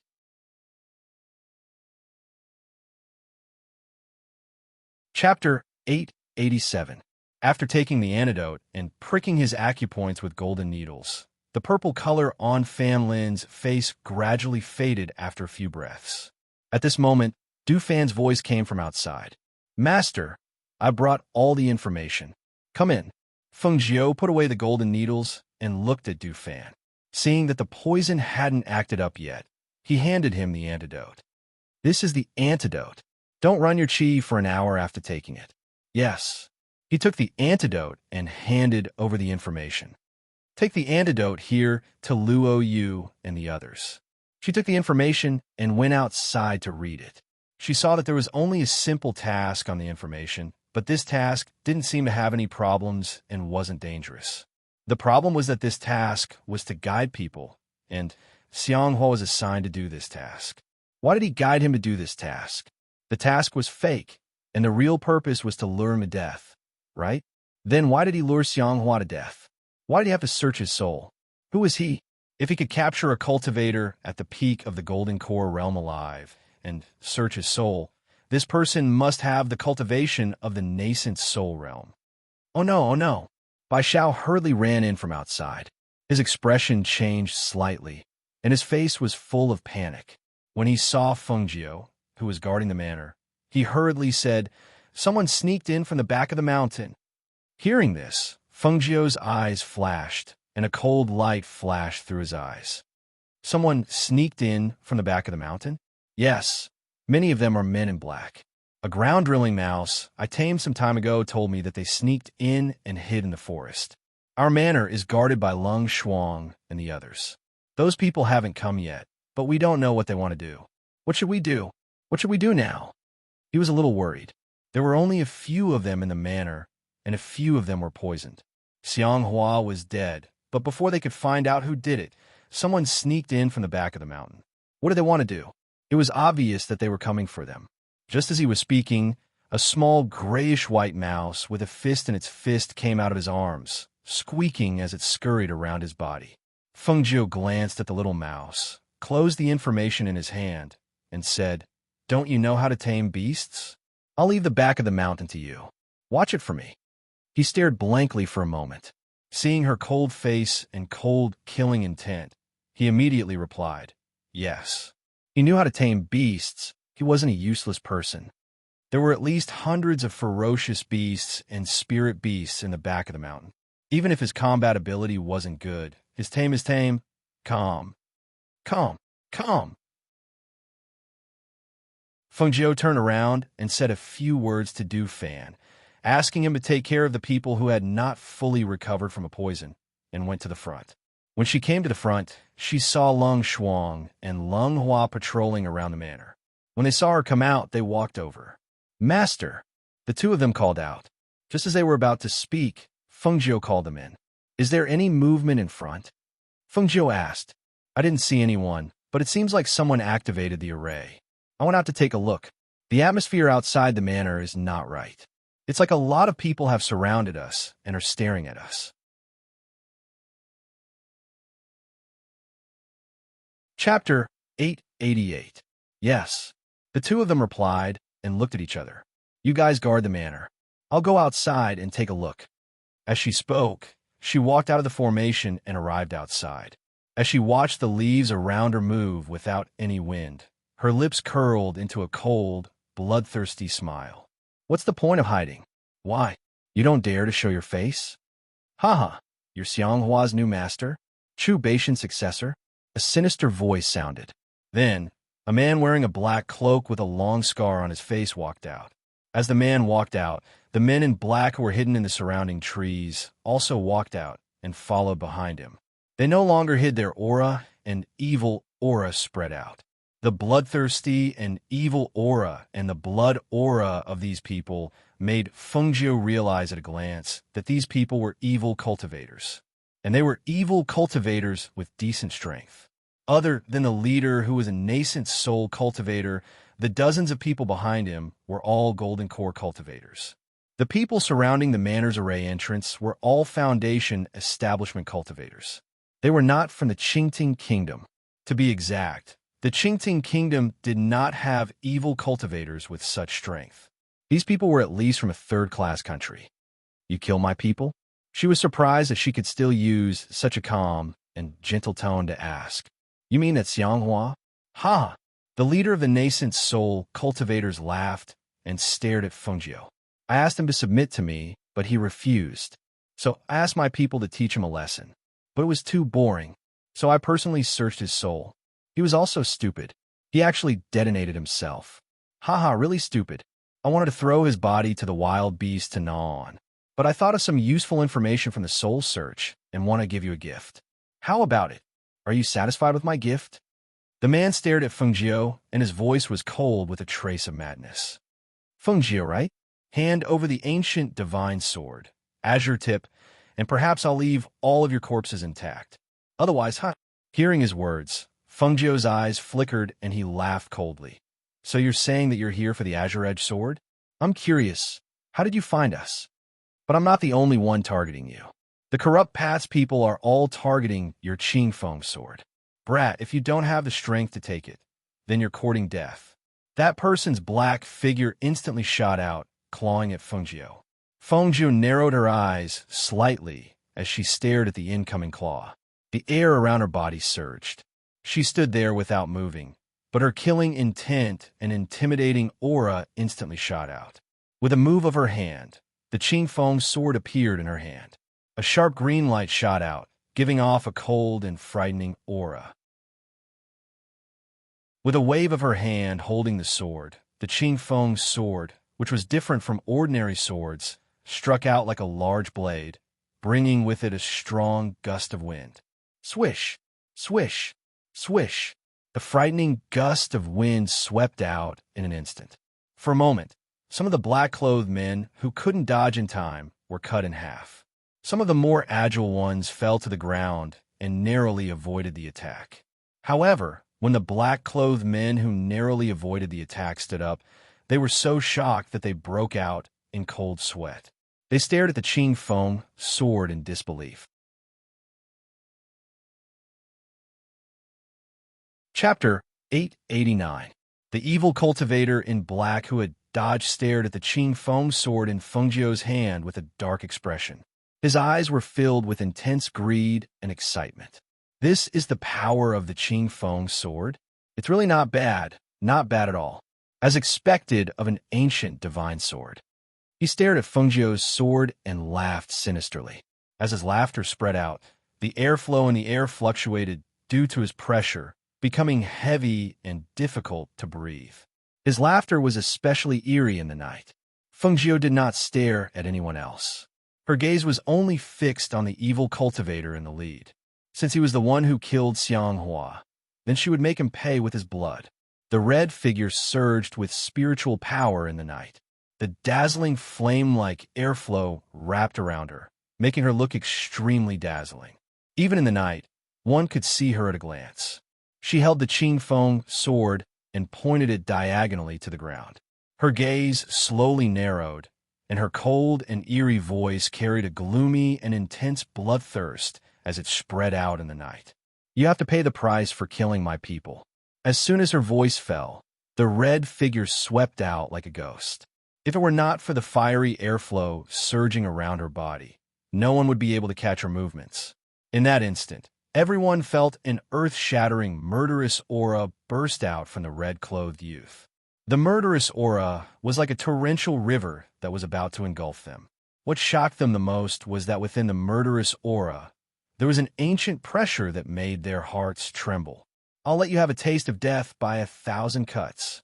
An icy voice rang out from Feng Jiu's mouth, accompanied by the destructive sword aura from the Azure Edge sword. With a whoosh, the air seemed to have been sliced in half by the ancient divine sword. The azure light drew an arc from the bottom and slashed towards the nascent soul cultivator at a speed that was too fast for one's ears to react to. The nascent soul stage evil cultivator was also shocked by Feng Jiu's pressure and murderous aura. A light flashed through his eyes, and because he could not dodge in time, he could only roll on the ground. However, he was still affected by the terrifying sword aura, and countless wounds of different sizes instantly appeared on his body. Smelling the faint smell of blood in the air and feeling the slight pain in his body, he laughed cruelly. He stared at Feng Jiujie and laughed. Ha! That eerie laughter eventually turned into loud laughter. The powerful nascent soul pressure spread out from the laughter, causing the people behind him to cover their ears and cry out in pain as they quickly retreated. The aura of an ancient divine beast. Ha ha! It's actually the aura of an ancient divine beast. He opened his hands wide and laughed towards the sky. When his laughter stopped, he suddenly looked at Feng Jiu with a strange light of excitement in his eyes. Not only do you have the Qing Feng sword, you also have an ancient divine beast. That means, as long as I kill you and crush your soul, everything will be mine. Everything will be mine, huh? That will depend on whether you have the ability to do so.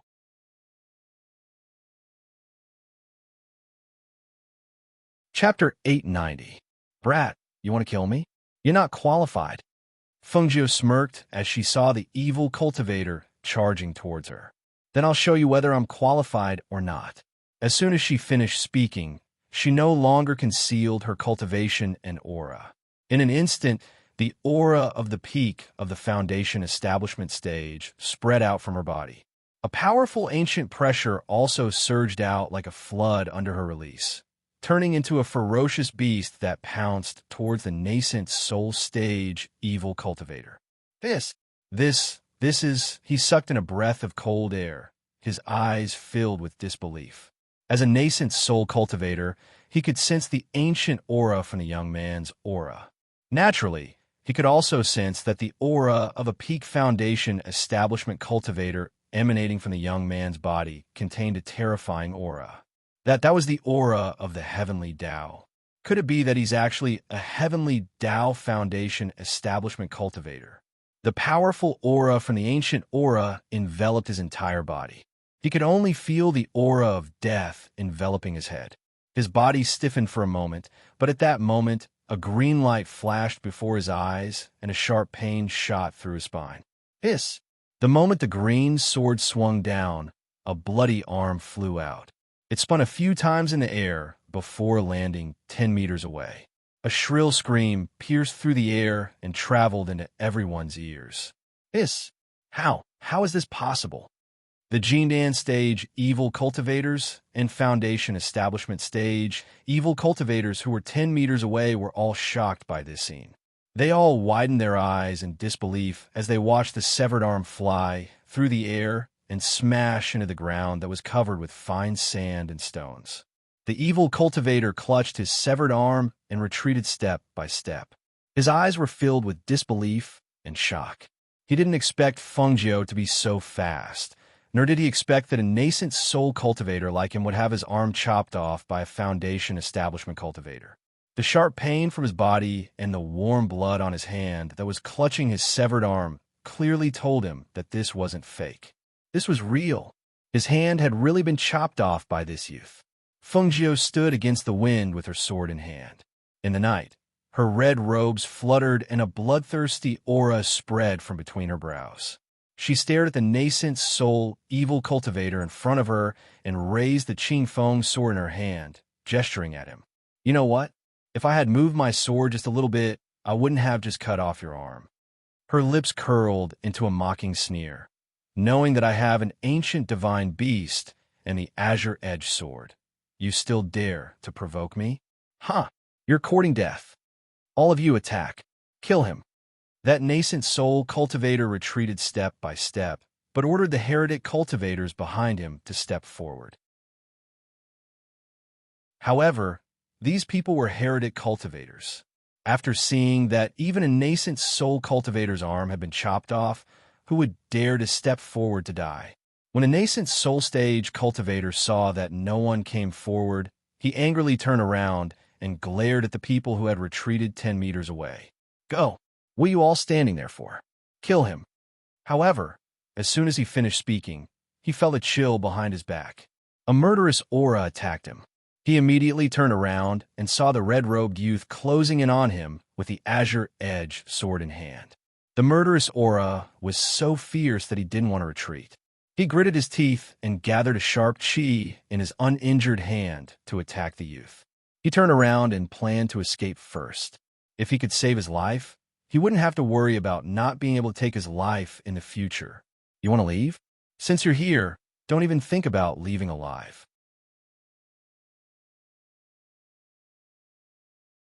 Chapter 891. The evil cultivators saw that when the nascent soul evil cultivator turned around to escape, the red figure behind him chased after him like a malicious spirit that had crawled out of hell. The person in front fled, and he chased after him. Rumbling sounds could be heard from time to time as the two of them fought. The surrounding trees were shaken and cut down as they fought. Gravel flew everywhere, and the airflow was like a knife. They were so frightened that they did not dare to go forward. Was that red-robed young man really just a foundation establishment cultivator? How could a foundation establishment cultivator be a match for a nascent soul cultivator? And he actually beat a nascent soul cultivator into such a sorry state. At this moment, they could not help but want to retreat and escape. Anyone with a discerning eye could see that even the nascent soul cultivator was no match for him, let alone them. Let's go, someone shouted. Seeing that the situation was not good, they planned to escape. However, when they activated their spiritual aura and prepared to leave on their swords, they found that their aura was in a mess and could not be condensed. Oh no, there's poison in the air. One of the Golden Core evil cultivators was proficient in poisons and could be said to be the first to discover the problem. He found that the poison was colorless and odorless. It did not take effect immediately, but corroded their bodies from the inside, making them unable to condense their spiritual power to escape and unable to fight. This is somewhat similar to my soul-seizing poison. The Golden Core evil cultivator's face changed drastically, and the blood drained from his face. He, who was familiar with poisons, analyzed the symptoms of his body. This poison was somewhat similar to his poison, but it had been modified. However, a person who had been poisoned would not notice it in a short period of time. However, if he tried to condense his spiritual power, he would not be able to condense it. Forcefully condensing, it would only speed up the poison's flow in his blood. He suddenly retreated and looked at the young man who was fighting with a nascent soul cultivator in horror. It's him. He was the one who sprinkled the poison in the air when they were unknowingly and defenseless. He trembled as he took out the antidote pill and wanted to take it. No matter what poison it was, he would take the antidote pill first. However, when they saw him take out the antidote pill and was about to take it, the eyes of the Golden Core evil cultivators beside him turned red. They went forward to snatch it. "Give me the antidote pill. Give it to me. Give it to me." None of them dared to use their spiritual power and aura. They actually forcefully fought over the treasures. They were like shrews and did not look like cultivators at all. However, these people were evil cultivators and did not care about how others looked at them. Most evil cultivators were selfish and only cared about themselves. Why would they care about the lives of others? Just then, a strange melody came from night. The sound was thin, sometimes fast, sometimes slow, coming from afar. Just as they were wondering which reckless person was playing music in this place in the middle of the night, they heard a chaotic roar. Roar, roar, roar. The roars of the ferocious beasts were exceptionally clear in the darkness of the night. The heavy and disorderly footsteps were like muffled thunder, causing the ground to shake. When those people saw the ferocious beasts that they normally wouldn't even frown in the slightest, their faces turned deathly pale and filled with terror. It's a vicious beast. Damn it. Why are there so many vicious beasts? Hundreds of vicious beasts rushed out. Some quickly surrounded them, and some pounced on them to bite them. For a moment, they cried out in alarm and tried to escape. However, they found that the path was blocked by hundreds of vicious beasts and spiritual beasts.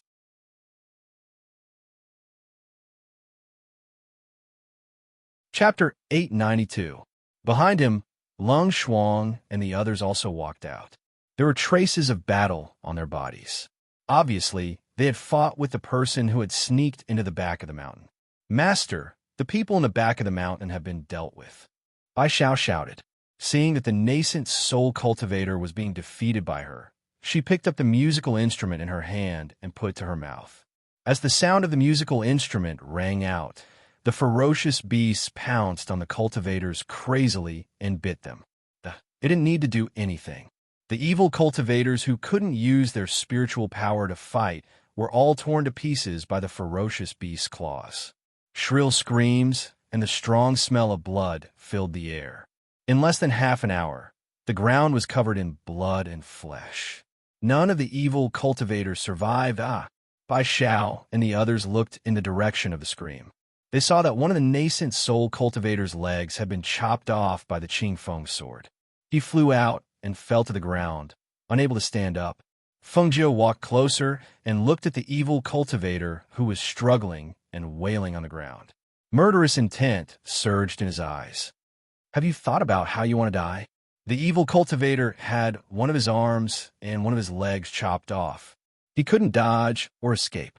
He could only sit there and stare at Feng Jiu, who was full of murderous intent. "Who are you?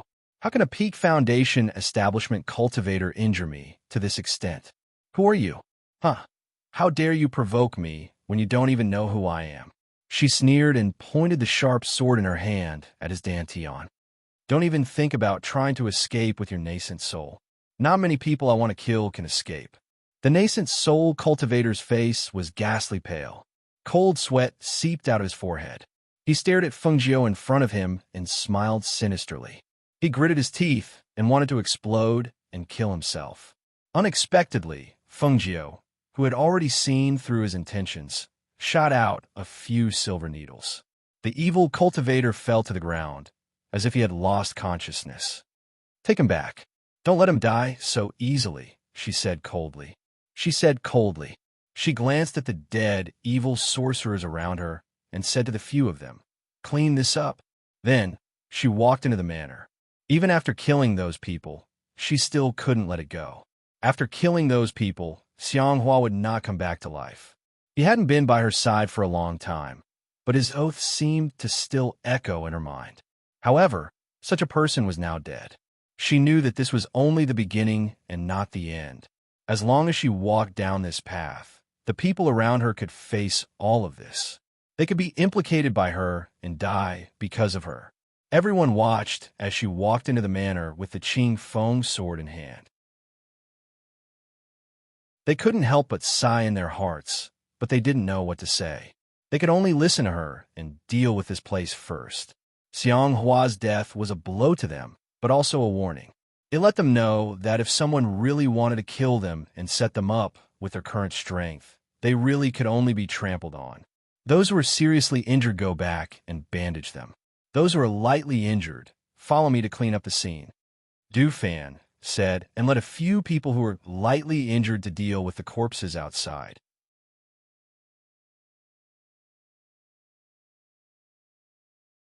Chapter 893. It was destined to be a sleepless night. It was already midnight by the time they cleaned up the area outside. After returning to the courtyard, Feng Jiao calmed down for a while and went to the dungeon. She looked at the unconscious nascent soul evil cultivator in the dungeon. "Drag him out." She gestured. Du Fan and Lung Shuang, who were behind her, stepped forward and dragged him out. Looking at the unconscious nascent soul evil cultivator, she narrowed her eyes and walked up to him. She reached out her hand and touched the top of his head. Soul searching was a technique that was not accepted and very few people would use. The person who had his soul searched would become a useless person. His spirit and spirit would be damaged, and he could only be an idiot. Therefore, very few people would use soul searching. However, people still use this technique on evil cultivators and those who had secrets. She closed her eyes and used her hand to search his head with her divine sense. The information in his mind flashed through her mind without any concealment. The words he had said, the things he had done, the things she knew, and the things she did not know were all entered into her divine sense. After a long time, she opened her eyes and withdrew her hand. She turned and walked out, leaving a sentence. "Take him to the ferocious beasts as a snack." Lung Shuang followed behind her and left. Du Fan responded and dragged the unconscious man to the back of the mountain. They gathered in the hall late that night. Feng Jiao told them some things and asked them to be careful when they went out for missions in the future. She also told them that the evil cultivator knew that she had obtained the Qing Feng sword through soul searching. He probably wanted to keep it for himself. The news had not spread yet, so they just needed to pay more attention to the movements of other parties. Finally, she said to Luo Yu, "Go to the Cool Breeze Gang after daybreak and tell Ren Xiang that there is a force secretly plotting to take over the power of Yindian. Ask him to be careful and ask him if he has safely sent the son of Yindian to the people who will receive him." "Yes, master. Don't worry. I will leave at daybreak," Luo Yu replied. Feng Jiao nodded, then got up and returned to her room. After she left, the others were still sitting in the hall, discussing matters. It wasn't until the evening of the next day that Luo Yu returned and inquired, "Is master still in the courtyard? Or did he return to the academy?" "He's still in the courtyard, but he hasn't come out since last night." Fan Lin sighed softly and asked, "How is the matter that master asked you to do coming along?" "Yes, I passed on the message and asked master what he wanted to know. I was just about to report back to master." He said, "I'll go to Master's courtyard to take a look." "I'll go too." Fan Lin immediately followed. When they arrived at the courtyard, both Lung Hua and Lung Shuang were there. They asked, "Where's Master? Still not out yet? You're looking for her? I'll go and report." Lung Hua said, then knocked on the door and called, "Master, Brother Luo is back." There was no movement in the room. After a while, the door opened and Fengjiu, dressed in red, walked out. She glanced at the people in the courtyard. Then her gaze fell on Luo Yu. Seeing this, Luo Yu hurriedly reported, "Master, I've passed on the message." Rin Xiang said that he has safely sent the son of Yin Dian to the people who will receive him, so you don't have to worry.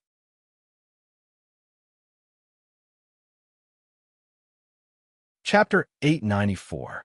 Seeing that she was about to leave, everyone escorted her out of the manor.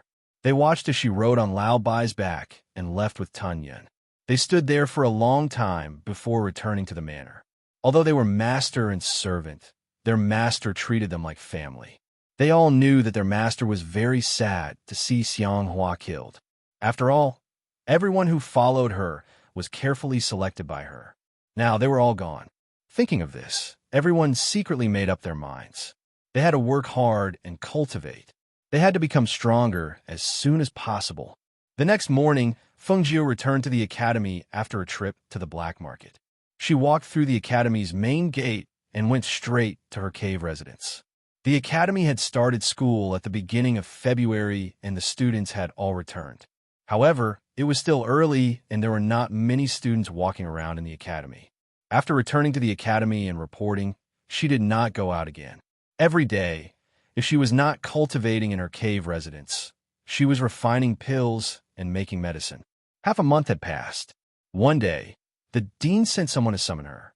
Dean, Vice Dean. When she arrived at the main peak, she bowed to the two of them. She swept her gaze around and saw that Mo-chan was also by the side, but she nodded slightly. When she saw Mo-chan return a faint smile, she looked away. "I heard that you came back a while ago, but I haven't seen you around the academy. I called you here today to tell you that in 3 days, the 10 students you've selected will be following the vice headmaster and several mentors to participate in the ranking competition between the academies. Are you ready?" "Who are the other 9 people?" she asked. The dean smiled and said, "2 of the top 10 geniuses of the academy have been squeezed out by you and Xiao Han. The others have not changed. We originally planned to let your brother participate, but he hasn't returned yet. He only sent a message saying that he went to another country with the mercenaries from the black market. He probably won't be back in a short time, so he didn't get a spot." Hearing this, her eyes flickered. Her brother hasn't returned yet? In the past half a month, she had not paid attention to this. She had only focused on cultivating and refining pills. She was not in the mood to care about anything else. I'm fine. We're leaving in 3 days, right?" "I understand." She nodded and said, "Then go back and prepare. We'll meet at the plaza in 3 days." "Okay, then I'll go back first," she replied and turned to leave. Returning to the cave residence, she saw White and Tun Yun lying outside the cave residence. She walked over and said, "I'm going to participate in the school tournament in 3 days. Do you two want to stay here or go into the space?" "I want to follow Master. I can enter the space, but I don't want to stay here." Old White said anxiously. "I want to follow Master as well," Tun Yun said. Only the big black bear at the side didn't know what they were talking about. It tilted its head and looked at them in a daze. Old White's body is too big. He can't come out after entering the space.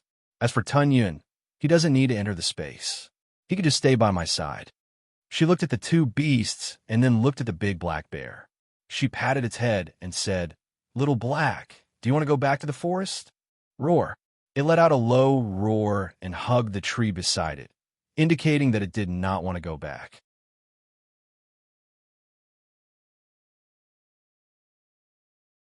Chapter 895. Oh, she didn't know whether the big black bear understood or not, but it howled and came to her side to rub against her, showing a close attitude. Looking at it stretching out its clumsy bear claws and waving them in front of her, Fengjiu couldn't help but be amused revealing her first smile in nearly half a month. Well, that's it. I'll go back and refine some things, just in case. She patted the heads of the three beasts around her and was about to return to the cave when she heard Yi Jing's voice. Fengjiu. She turned around and looked at the person. Yi Jing, why are you here? Yi Jing came to her side and said, I know you've been back for half a month, but you've been cultivating in the cave and haven't come out, so I didn't come to disturb you. I just heard that the dean was looking for you, so I wanted to come and have a look. I know that you're also among the 10 places this time. You're going back so far and will be gone for so long. Fortunately, you're going with me. Well, since I came back, I've been in the cave and didn't go out. I just found out that we'll be leaving in 3 days. She pulled her to sit down at the table under the tree. My brother may have missed it this time. I guess he tripped over something, otherwise he wouldn't have missed this opportunity. Yes, we originally agreed to participate together, but I didn't expect him to not come back yet. Speaking of this, she sighed softly and said with some worry, I don't know if he encountered any danger outside. Going out with the mercenaries of the black market, the degree of danger is not low. It doesn't matter. He will have a sense of propriety. Even if he misses this time, there will be other opportunities in the future. Fengjiu, I heard that the people in the second-class countries are very strong. In fact, I'm a little worried that I won't even be able to enter the top 20 this time. She looked at her and said, This school tournament is a competition between the students from the 6th class and 2nd class countries to compete for the ranking list. Only we are from a 6-star academy. I'm really worried. The world is so big, it's normal for someone to be stronger than us. No matter what the result of the tournament is, as long as we try our best. She said with a smile. Yi Jing nodded her head and took out the Spiritual Academy's white uniform. Director Liu asked me to bring this for you. Other than being a student of the alchemy department, you're also a student of the Spiritual Academy. He wants you to wear the Spiritual Academy's uniform when you go out. Okay. She took the 2 sets of clothes and put them away in her space. Then I'll leave first. She said goodbye to him. Fengjiu sent her off, and after she left, she returned to her cave to refine pills. Until 3 days later. Under the lead of the vice principal, Director Liu, the 10 students of the academy gathered at the plaza one after another. Many students came to send them off. When Fengjiu brought Tun Yun to the plaza, she saw that 10 people had already arrived.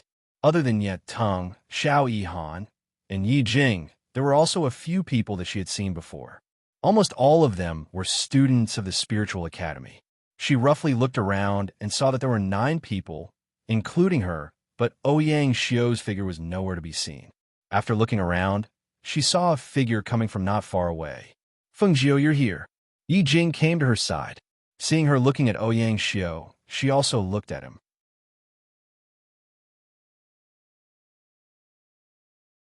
Chapter 896. My dear disciple, you're here too? Fengjiu went up to greet him. Seeing his ashen and embarrassed expression, she couldn't help but laugh. Don't you need to greet your master when you see him? Quick, let's hear it. Her voice wasn't too loud, but it was heard by everyone around. They all looked at the two of them in astonishment. What was going on? How did he become the master of the disciple? Did the relationship between the two of them improve? They remember that last year, Ouyang Sr. kept saying that he wanted to challenge Fengjiu, but he didn't succeed in the end. Could it be that something happened that they didn't know about when they didn't know? Don't go too far. He stared at the person in front of him who was laughing so hard that his eyes narrowed into a line and warned in a low voice. AI, you were the one who was willing to do this. How can you say that I'm going too far? Don't you know that a teacher for a day is a teacher for life? Since you call me master, then you're my disciple. Don't worry, I'll recognize you. She chuckled and looked at him with a teasing tone. Ouyang Xiu opened his mouth, but found that he couldn't find the words to reply. In the end, he just snorted, Don't worry, I'll definitely defeat you. As soon as his voice fell, he walked past him and stood behind the vice president. Seeing this, Fengjiu crossed her arms and smiled. This disciple of hers really wanted to save face. He obviously wasn't her opponent. Fengjiu, why did you call Ouyang Sr. your disciple? You and him. Yi Jing was curious. Last year, she was still avoiding him. Why did it seem like Ouyang Xiao was avoiding her now? Oh, didn't he keep saying that he wanted to challenge me last year? Then he ran halfway to stop me. In the end, I said that if he lost, he had to call me master. So when I won, he naturally became my disciple. Speaking of this, the smile on her face deepened. Hearing this, Yi Jing nodded. So that's how it is. Strange. Isn't everyone here? Who are they waiting for? She asked, seeing that the 10 students had all arrived. Even the vice president and 2 teachers had arrived, but they didn't seem to have any intention of leaving. It seemed like they were still waiting for someone. I don't know. Maybe there are other instructors who haven't come yet. Feng Jiu. Xiao Yihan walked over with large strides. Just as he was about to pat her shoulder and greet her, he remembered that she was a woman and could not help but retract his hand in embarrassment. I heard that you have been cultivating ever since you came back. Has your cultivation increased greatly recently? Seeing that it was him, she smiled and said, Not really. I've been concocting pills a lot recently. You, on the other hand, your cultivation has improved a lot after not seeing you for a while. Ha, that's right. I worked hard. I was going to compete with Guan Shilin, but he hasn't come back since he went out this time. It's a pity that he even missed the school tournament. There will be more opportunities. Who knows, my brother might be training outside right now, which is even better than us in this academy. I don't deny that. Outside, it's a real fight. However, with his strength outside, aren't you worried? Seeing that she didn't look worried at all, he couldn't help but feel strange. It stood to reason that the relationship between the two was so good. Guan Shilin had been training outside for so long and hadn't come back. She should be anxious.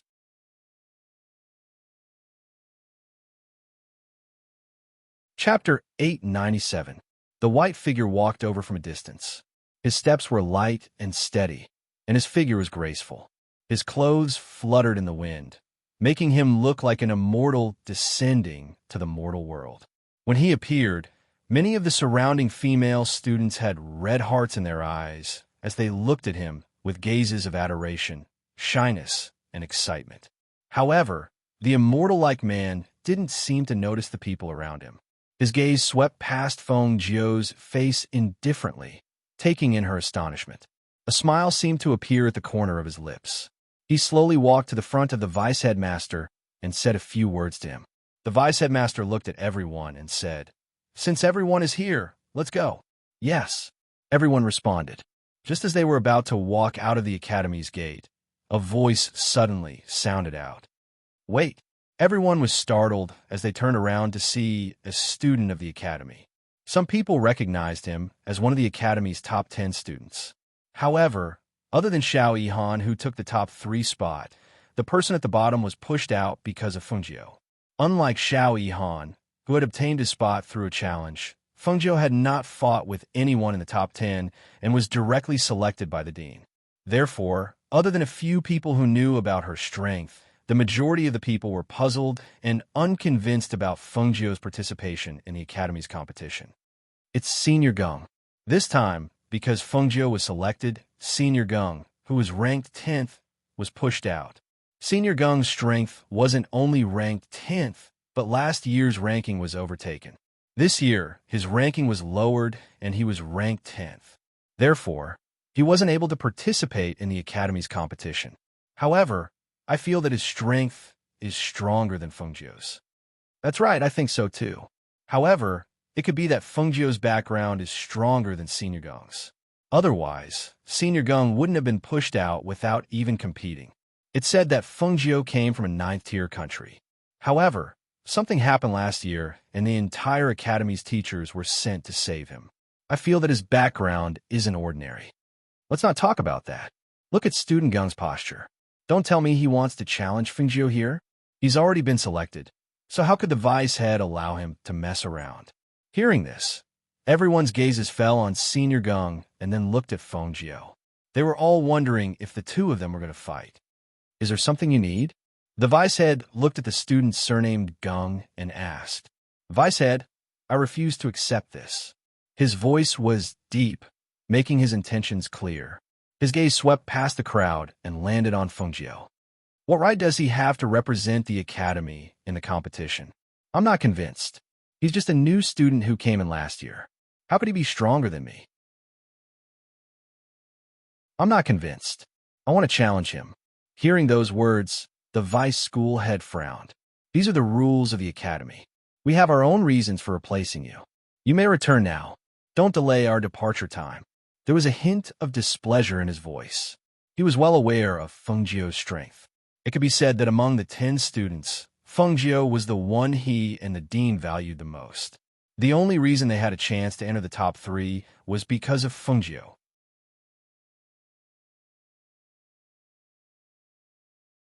Chapter 898. Could it be that he's stronger than me?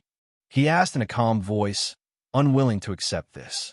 Among the 10 students, Niet Tung, Ouyang Xiu, and Xiao Yihan all glanced at him when they heard this. The two in front didn't say anything, but their gazes were filled with contempt. As for Xiao Yihan, he sneered when he heard this. Don't you know that he's stronger than you? If it weren't for the fact that he's stronger, you wouldn't have been pushed down. As for Fengjiu, he stood beside Yi Jing as if it had nothing to do with him. The two of them were whispering to each other, but no one knew what they were talking about. Hearing Xiao Yihan's words, the student surnamed Gung pursed his lips, clearly not believing it. Thus, his gaze fell on Fengjiu, who was wearing the Spiritual Academy's uniform. Fengjiu, do you dare to compete with me? If I lose, I'll accept it wholeheartedly. Otherwise, I won't let you off. Seeing him yell at him, Fengjiu sighed in his heart. He glanced at him and said, but you really aren't my opponent. I'm really embarrassed to fight someone weaker than me. Hearing this, the student surnamed Gung's face darkened. Enough. Are you done with your nonsense? The Vice Academy head yelled in a deep voice, his sharp gaze sweeping over the student surnamed Gung. You're not his opponent. Our decision was made after discussion. We naturally knew what we were doing when we let him replace you. Moreover, he was already a Foundation Establishment cultivator last year. Do you think that a great spirit master like you can be a match for a Foundation Establishment cultivator? Hearing this, the student's surname Gung was dumbfounded. Foundation Establishment cultivator? Fengjiu? He's already a Foundation Establishment cultivator? How is this possible? Not only him, but the surrounding students were also stunned. They couldn't believe it. After all, he just entered last year. How could he have already reached Foundation Establishment last year? They hadn't heard of him before? If this was really a secret, wasn't it too good?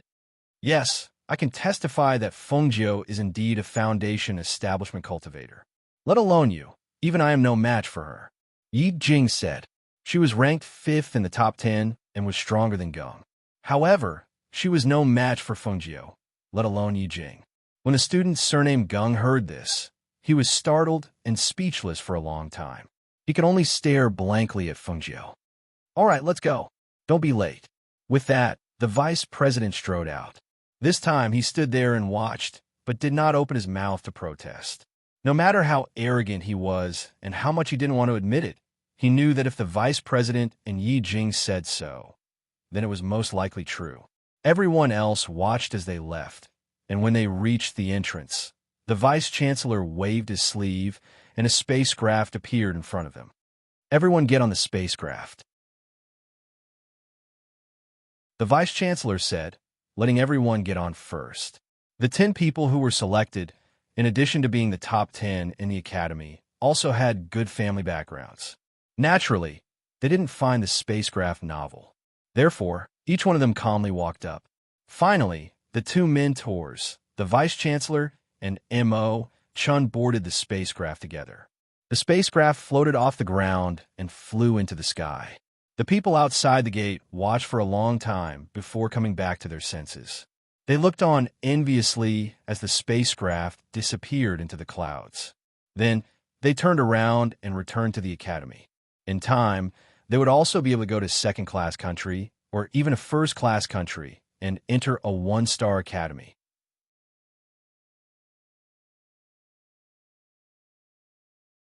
Chapter 899. The 2-star academy was located in a second-class country near the Scarlet Spirit Mountain Range and was built on a mountain. The area it occupied was several times larger than that of the Qing Tong's six-star academy. Every star class was different, so the resources were also different. Even the teachers and students were different.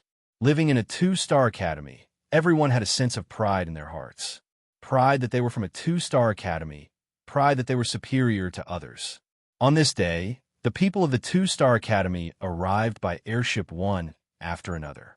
As the host, the people of the two-star academy naturally took up the job of receiving them. Therefore, inside and outside the academy, students and teachers could be seen everywhere. When the Vice Academy head landed the airship, the people on the airship followed behind him and walked down. Looking at the majestic entrance of the academy, they could not help but be secretly surprised. The two huge stars on the entrance of the academy seemed to be made out of spirit stones. Under the sunlight, they reflected a dazzling light. The magnificent entrance of the academy was wide open, and at a glance, one could see the prosperity inside. "How should I address you? May I know which academy you are from?" One of the teachers came forward and asked. His eyes swept over the crowd and saw a handsome man and a beautiful woman, but after looking at them for a second or two, he moved his eyes away. In the world of immortal cultivation, there was no shortage of handsome men and beautiful women. "We are from the six-star academy. This old man's surname is Guan, and I am the Vice Academy head of the six-star academy. These are the teachers leading the team." Old man Guan gave a simple introduction. "Oh, so you are from the six-star academy." The teacher nodded and smiled and called several students. "You take the teachers and students of the six-star academy to settle down first, and then arrange for a few people to familiarize themselves with the academy." "Yes." Several students responded and made a gesture to the Vice Academy head and the others. The Vice Academy head nodded and followed them with the people behind him. "This two-star academy is really different. Just look at the construction inside." Xiao Yihan walked and looked around and praised again and again. "Look at the ground. Isn't this a spiritual gathering array? But it seems to be somewhat different. Moreover, the spiritual power aura here is really abundant." "Well, if a two-star academy is like this, then a one-star academy would be even better," Fengjiu also said with a smile. She looked around and saw that the students here were all wearing the same white uniform. The only difference was that they had six-star badges on their clothes, while the other party had two-star badges on their clothes. The students who were leading the way introduced the academy to the Vice Academy head and Vice Academy head. While listening to the words of the students behind them, they could not help but sneer in their hearts. Country bumpkins are country bumpkins. The students were divided into two groups. One group led the vice headmaster and the mentors to a mountain peak where the mentors lived, while the other group led Feng Nine and the others to where the students lived. The men and women were separated, and the four of them stayed in the same courtyard. "You two female students can stay here." Academy. Inside Academy's academy of the two male students said to Yi Jing and Zhou Xian. Since the two of them were female, their attitudes were relatively better.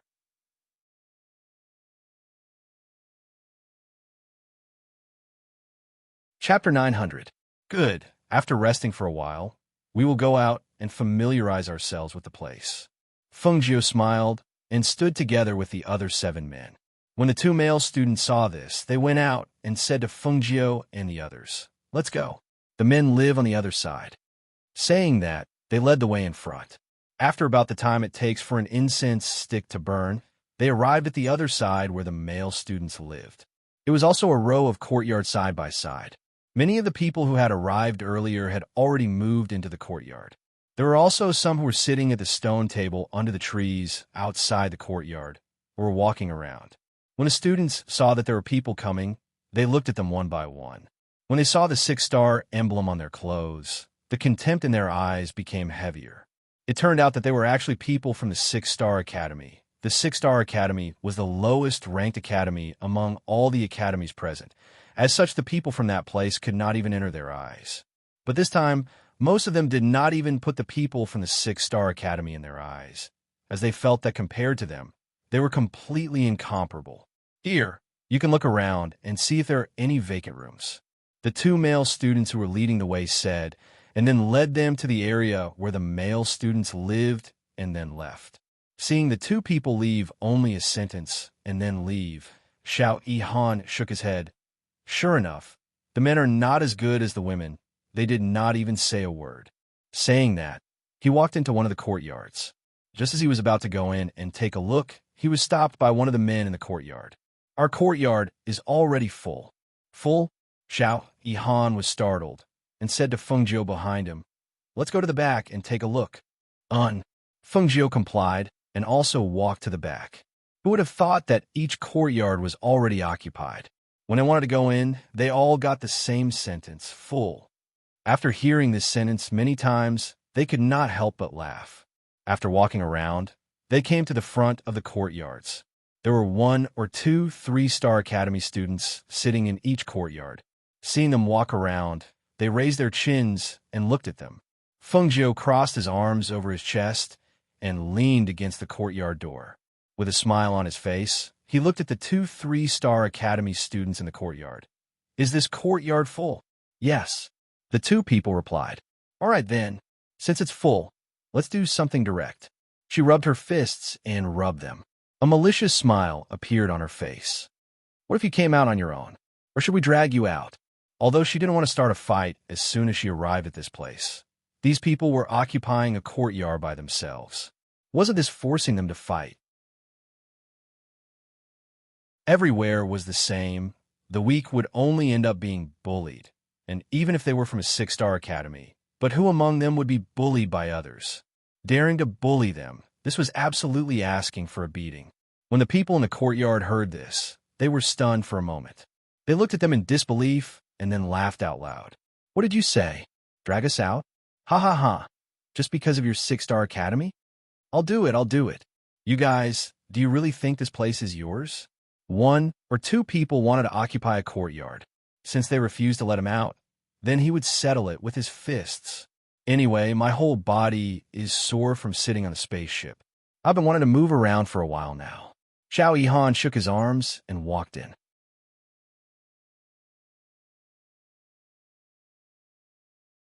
Chapter 901.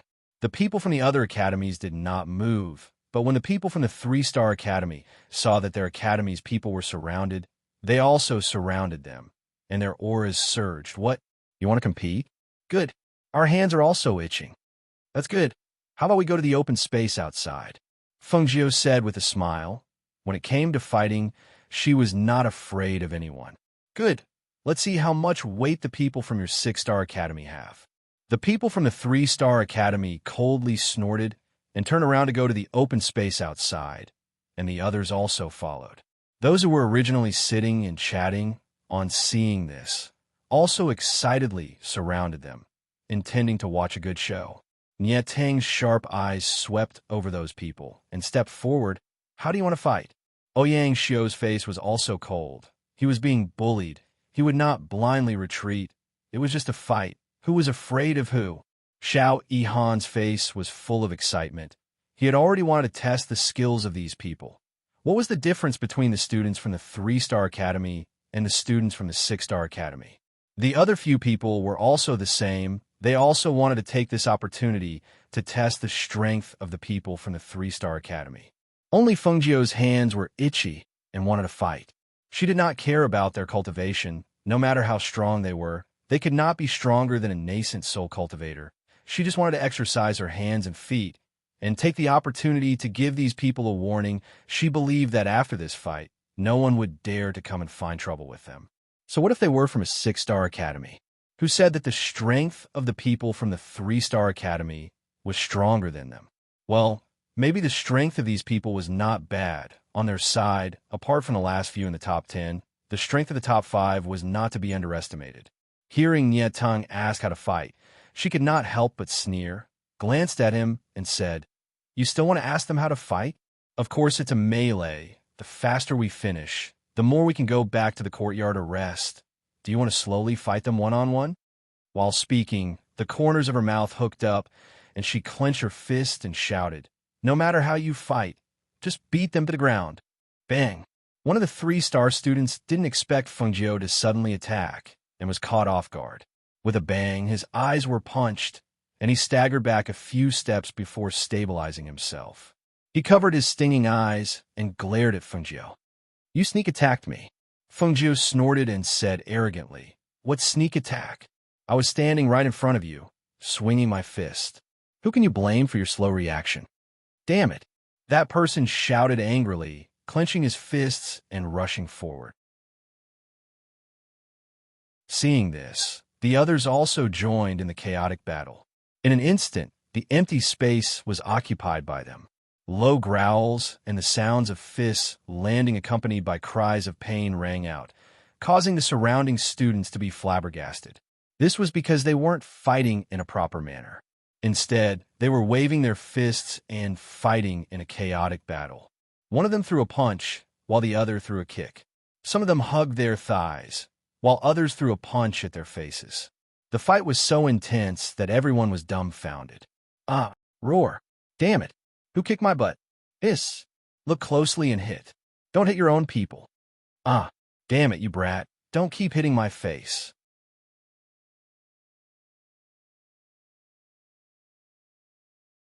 Chapter 902. Bang! Only by punching the face can you see the effect. While speaking, Fengjiu once again punched out, but this time, the punch landed on the stomach of the male student. Poof! The male student cried out in pain. The blow to his abdomen made him bend down instinctively. He lowered his hands to protect his abdomen. But at this moment, another fist flew towards his face. He was so scared that he retreated. Seeing this, Fengjiu grinned and swung her fist. She turned around and punched the face of the student who was about to sneak up on her from behind. That person groaned. He only felt that his cheek was punched. His whole person was somewhat dazed. He felt a salty taste in his mouth. He touched the corner of his mouth and took out a tooth that was mixed with blood. Seeing that tooth, that 3-star student sucked in a breath of cold air. You actually knocked out my teeth too? You brat. I will beat you to death." That student was furious. He threw out his tooth, clenched his fist, and punched towards Fengjiu. However, his fist had not yet landed on Fengjiu's body when Nietong kicked him away. Nietong stood beside Fengjiu. He glanced at her and then looked away. In the scuffle, he was not too far away from her. He was almost 3 steps away from her. When she was punching people, he did not intervene, but those who were planning to attack her from behind were kicked away by him. He did not speak. He knew that she did not want him to. Therefore, he only silently stood by her side to protect her. However, Fengjiu did not appreciate it. After another student was sent flying, she shouted, "Enough, don't fight." When a few people from a 6-star academy heard her words, they stopped and shrank to the side. On both sides, it was not only the people from the 3-star academy who were beaten up on Fengjiu's side.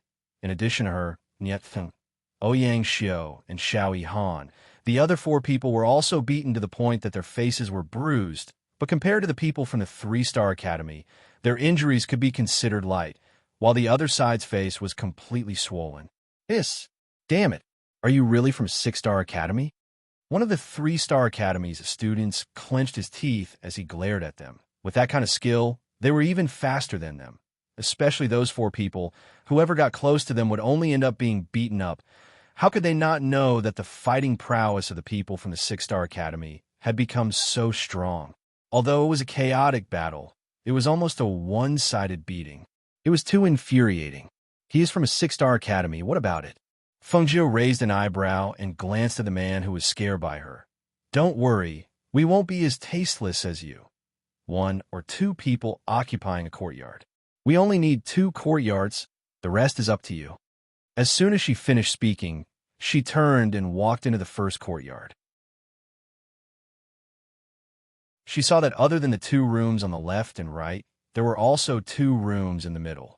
The 2 rooms in the middle were slightly larger, so she chose the one on the left. When Xiao Yihan saw this, he was about to walk into the room on the right, but he saw that a figure was faster than him, and chose the room on the left. Ouyang Xiu saw that Fengjiu, Nietong, and Xiao Yihan were in this courtyard, so he walked out and went directly to the courtyard next door. He did not intend to stay in the same courtyard as Fengjiu, because in this courtyard he would see him all day long, and would not be willing to be taken advantage of by him verbally.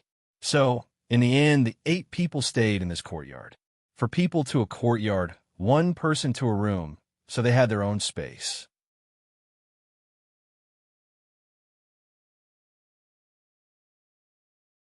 Chapter 903. Hearing her door open, Xiao Yihan also came out and asked, Fengjiu, do you want to go out? I'll go with you. Good. Let's call Yi Jing together, she said with a smile, and walked out with him. In the other 2 rooms, Niet Tung stood at the window, watching the 2 go out but did not follow. As for the students in the other room, they were resting in their rooms and did not intend to go out. On the other side, the mentors of the academy were talking about the other students of the academy. Oh, the students of the 3-star academy and the students of the 6-star academy fought? Yes. Some of the students ran over and said that some of the male students from the 3-star academy had occupied 1 or 2 of their courtyards. Later on, the student from the 6-star academy fought with them and ended up in a chaotic battle. It was a complete mess, and some of the students were beaten black and blue. Looking at it, it was very funny. One of the teachers shook his head and said with a smile, So, in the end, the 6-star academy lost?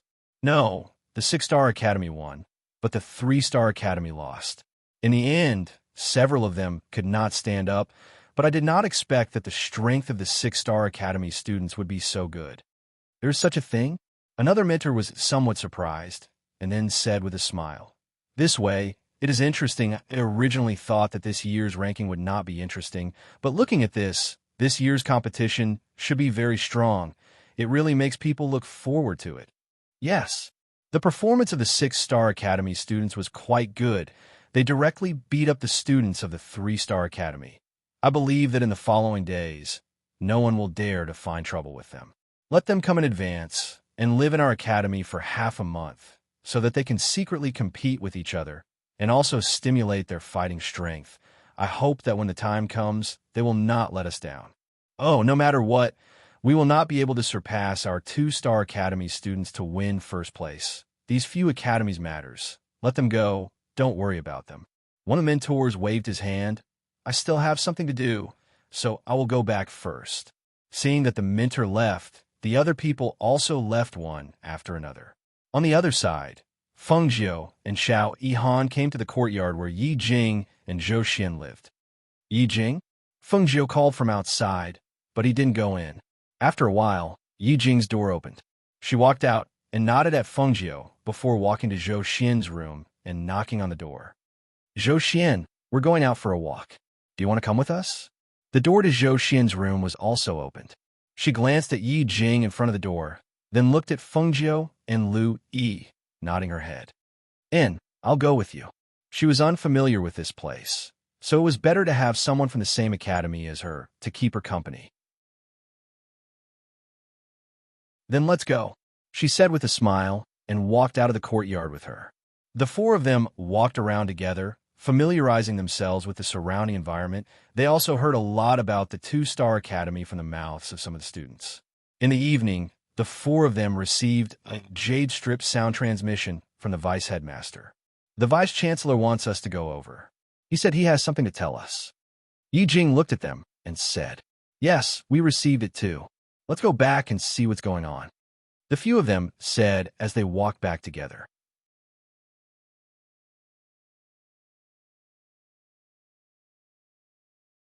Chapter 904. When they arrived inside, they saw that not only the vice headmaster was there, but even the 2 teachers and Mo-chan were also there. The other students had already arrived except for the vice headmaster, Mo-chan, and the 2 teachers who were sitting in the middle of the courtyard. The other students were standing to the side. Vice headmaster, teacher, young master Mo-chan. Several people came in and greeted them. We came here to talk to you about a matter, the vice headmaster said as he looked at the crowd and smiled. At noon, the vice headmasters and the deans of the 2-star academies had a discussion and came up with a plan for the students who came to participate in the competition. He looked at the crowd and said with a smile, The 2-star academy has a spiritual land. There is a huge spiritual gathering array. This spiritual gathering array is condensed with spirit stones. Its power is extraordinary, It can almost be said that this spiritual land is the holy land for cultivation in the two-star academy. The spiritual qi in the bodies of the students who cultivate there will be several times faster than outside. After discussing with the deans of the two-star academy, we decided that in this half a month, the participating students will be able to cultivate in the spiritual land for half a month. We will send you in tonight. You should prepare yourselves. In addition, in order to stimulate your cultivation and fighting intent, the deans of the two-star academy will give each of you 10 spirit stones. During the half a month inside, you can rob other people's spirit stones, you can fight, but you're not allowed to kill. After half a month, the one who has the most spirit stones will be exempted from fighting and can directly enter the top 10 competition. When everyone heard this, they looked at each other. Ouyang Xiao asked, "Does this mean that the competition will be brought forward?" "Well, you can say that." The vice headmaster stroked his beard and nodded in agreement. "Only half a month's time. We have to protect the spirit stones and also rob the spirit stones. There is simply no time to cultivate." Feng Jiu frowned. He felt that even if he entered such a place, he wouldn't have the time to cultivate just by guarding against others. How would he have the time to cultivate? Ha ha ha! This spiritual land is the holy land of the two-star academy. Even the students of the two-star academy are not allowed to enter. It is already not easy for them to let you in. They certainly will not say that they will give you a complete time to cultivate inside. After all, even if the spiritual power inside is abundant, it is still condensed by the spirit stones and the spirit stones used in the spiritual gathering array. The more people go in, the more spiritual power they will absorb. The more spirit stones and the spirit gathering array will consume. The vice head smiled and looked at them. The place with the most abundant spiritual qi in the spirit realm is the place with the spiritual qi gathering array. If you can find it and cultivate there, I believe it will be of great help to you. All right, go back to your rooms and prepare. We'll wait for you outside. As soon as his voice fell, he walked out with the two mentors. When Imo Chen walked out, he glanced at Feng Jiu, as if he wanted to say something, but in the end, he didn't say anything and just followed the vice headmaster out. Nie Tong's eyes were cold as he stared at the departing figure of Imo Chen, and then glanced at Feng Jiu, before he turned around and entered his room. Yi Jing, Zhou Xian, do you need to go back to your rooms? If you have something in your room, it will be better to take it with you. Feng Jiu looked at the two of them and said. The two of them shook their heads. No, we haven't taken out our things yet. We are taking them with us.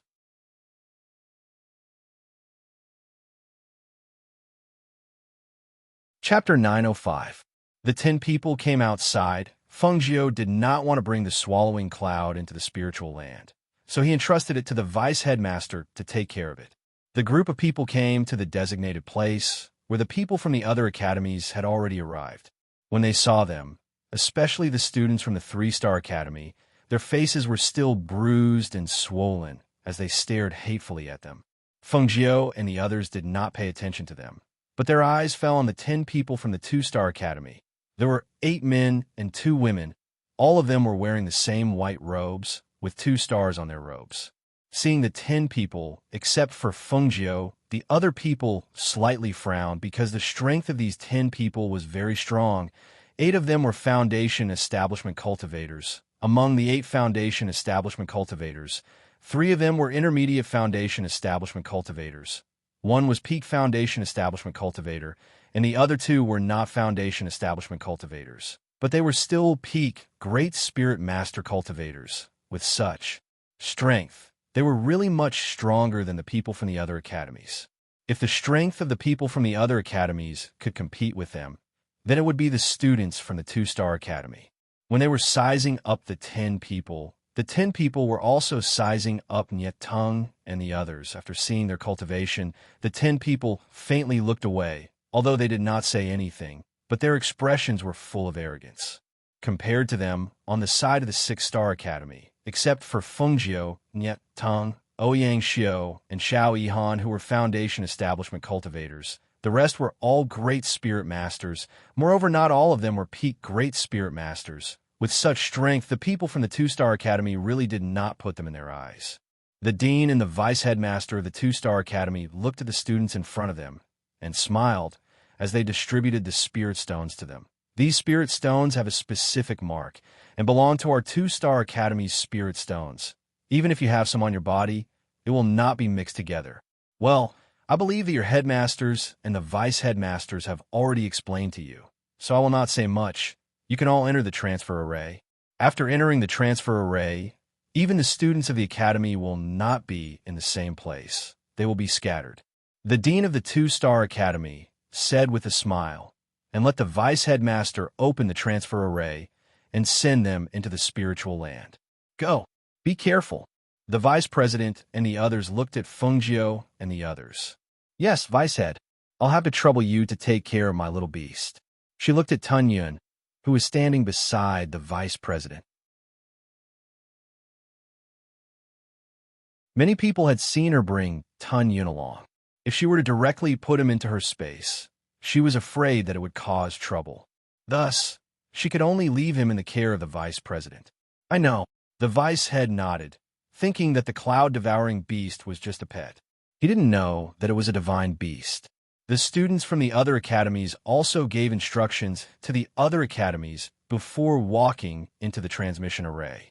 There were a total of 50 students from the 5 academies, so they were divided into 3 groups.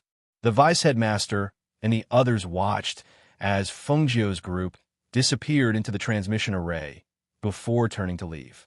Little thing, let's go. You've been following me since before your master came out. As he spoke, he picked up the round swallow cloud. However, Imo Chun, who was dressed in a white robe, came forward and said to the vice president, "Leave this little pet to me." This, the vice president hesitated.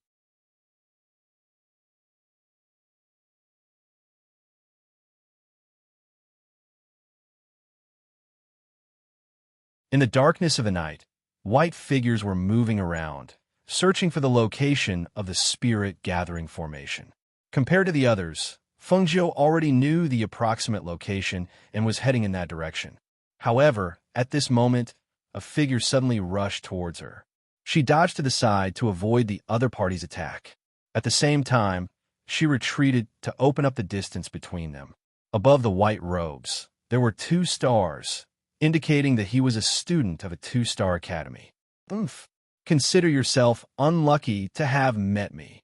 Hand over your spirit stone pouch, the male student said in a low voice as he stared at Fengjiu with a sharp gaze. He was a foundation establishment middle stage cultivator, and Fengjiu's strength was only at the foundation establishment early stage. Therefore, it seemed that she was really unlucky to have met a foundation establishment middle stage cultivator. However, was she really unlucky?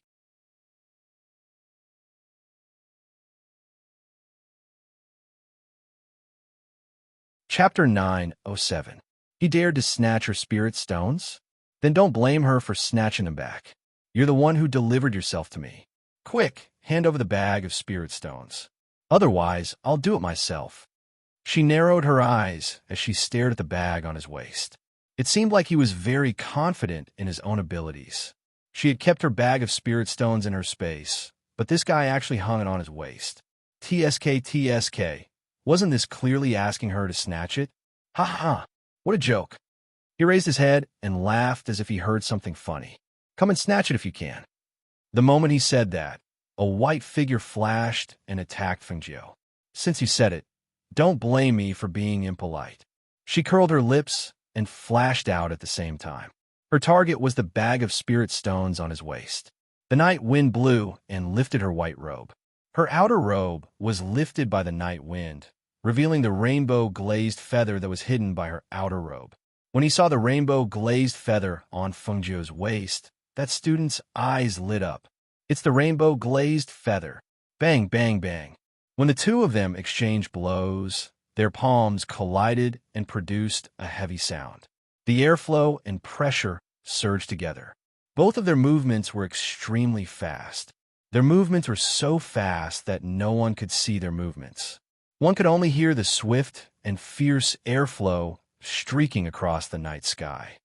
That student was hit by Fengjiu's palm and groaned. When he retracted his palm, Fengjiu's hand flicked down and directly snatched the bag of spirit stones from his waist. Give me back my spirit stones. He ignored the pain in his body and angrily shouted as he pounced forward. Fengjiu easily dodged and smiled. Don't be too greedy. My rainbow glaze feather is not something that anyone can covet. As for your 10 spirit stones, I'll take them. That student was furious. When he saw her flash to the left, he immediately chased after her. Give me back my spirit stones. Damn it, I won't let you off. After chasing for a short distance, the student lost sight of him. He gritted his teeth and continued to search. This was not just a matter of 10 spirit stones, but also a matter of a single breath. He was a dignified, intermediate-stage foundation establishment cultivator from a 2-star academy. How could he let a kid from a 6-star academy snatch away his spirit stones? If this were to spread out, how would he be able to walk in the academy in the future? However, he didn't know that after Fengjiu led him away, he turned back to the original path. Looking at the male student who was out of sight, she couldn't help but reveal a light smile. You can slowly chase after him. I don't have time to play with you. She tossed the bag of spirit stones in her hand and opened it. Sure enough, there were 10 spirit stones inside. Thus, she directly put them into her space and continued to search for the spirit gathering formation. After about half an hour or so, she came to a place where she stopped. Because there was an array formation in front of her, she couldn't rush around randomly. She had to first see what kind of array formation it was, and then go through it. Walking into the array formation, she paid attention to it. After walking around for a few laps, she walked for nearly half an hour before she came out of the 10 array formations. After passing through the last 5 array formation, she arrived inside. But when she arrived inside, she couldn't help but stare.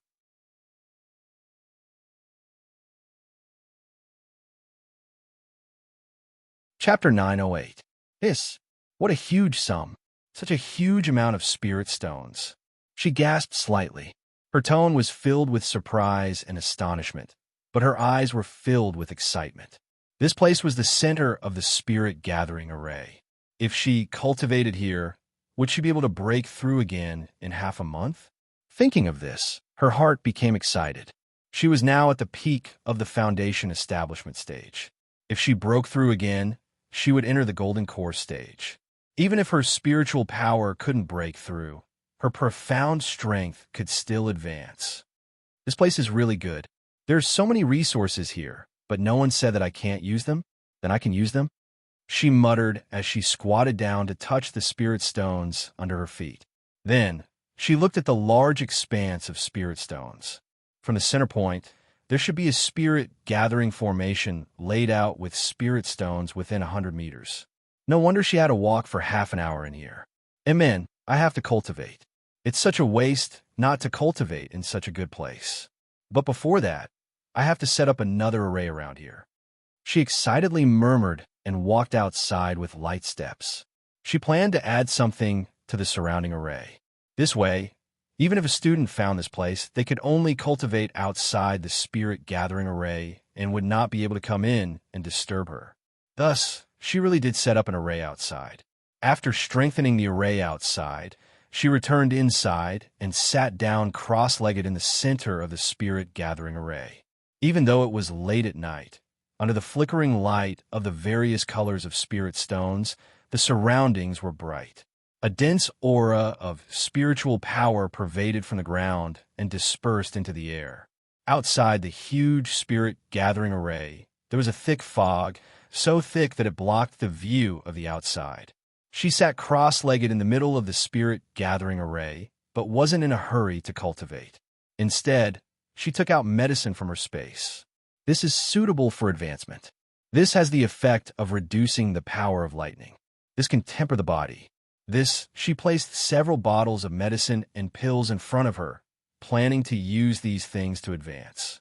In this place, the dense aura of spiritual power was the best place to advance.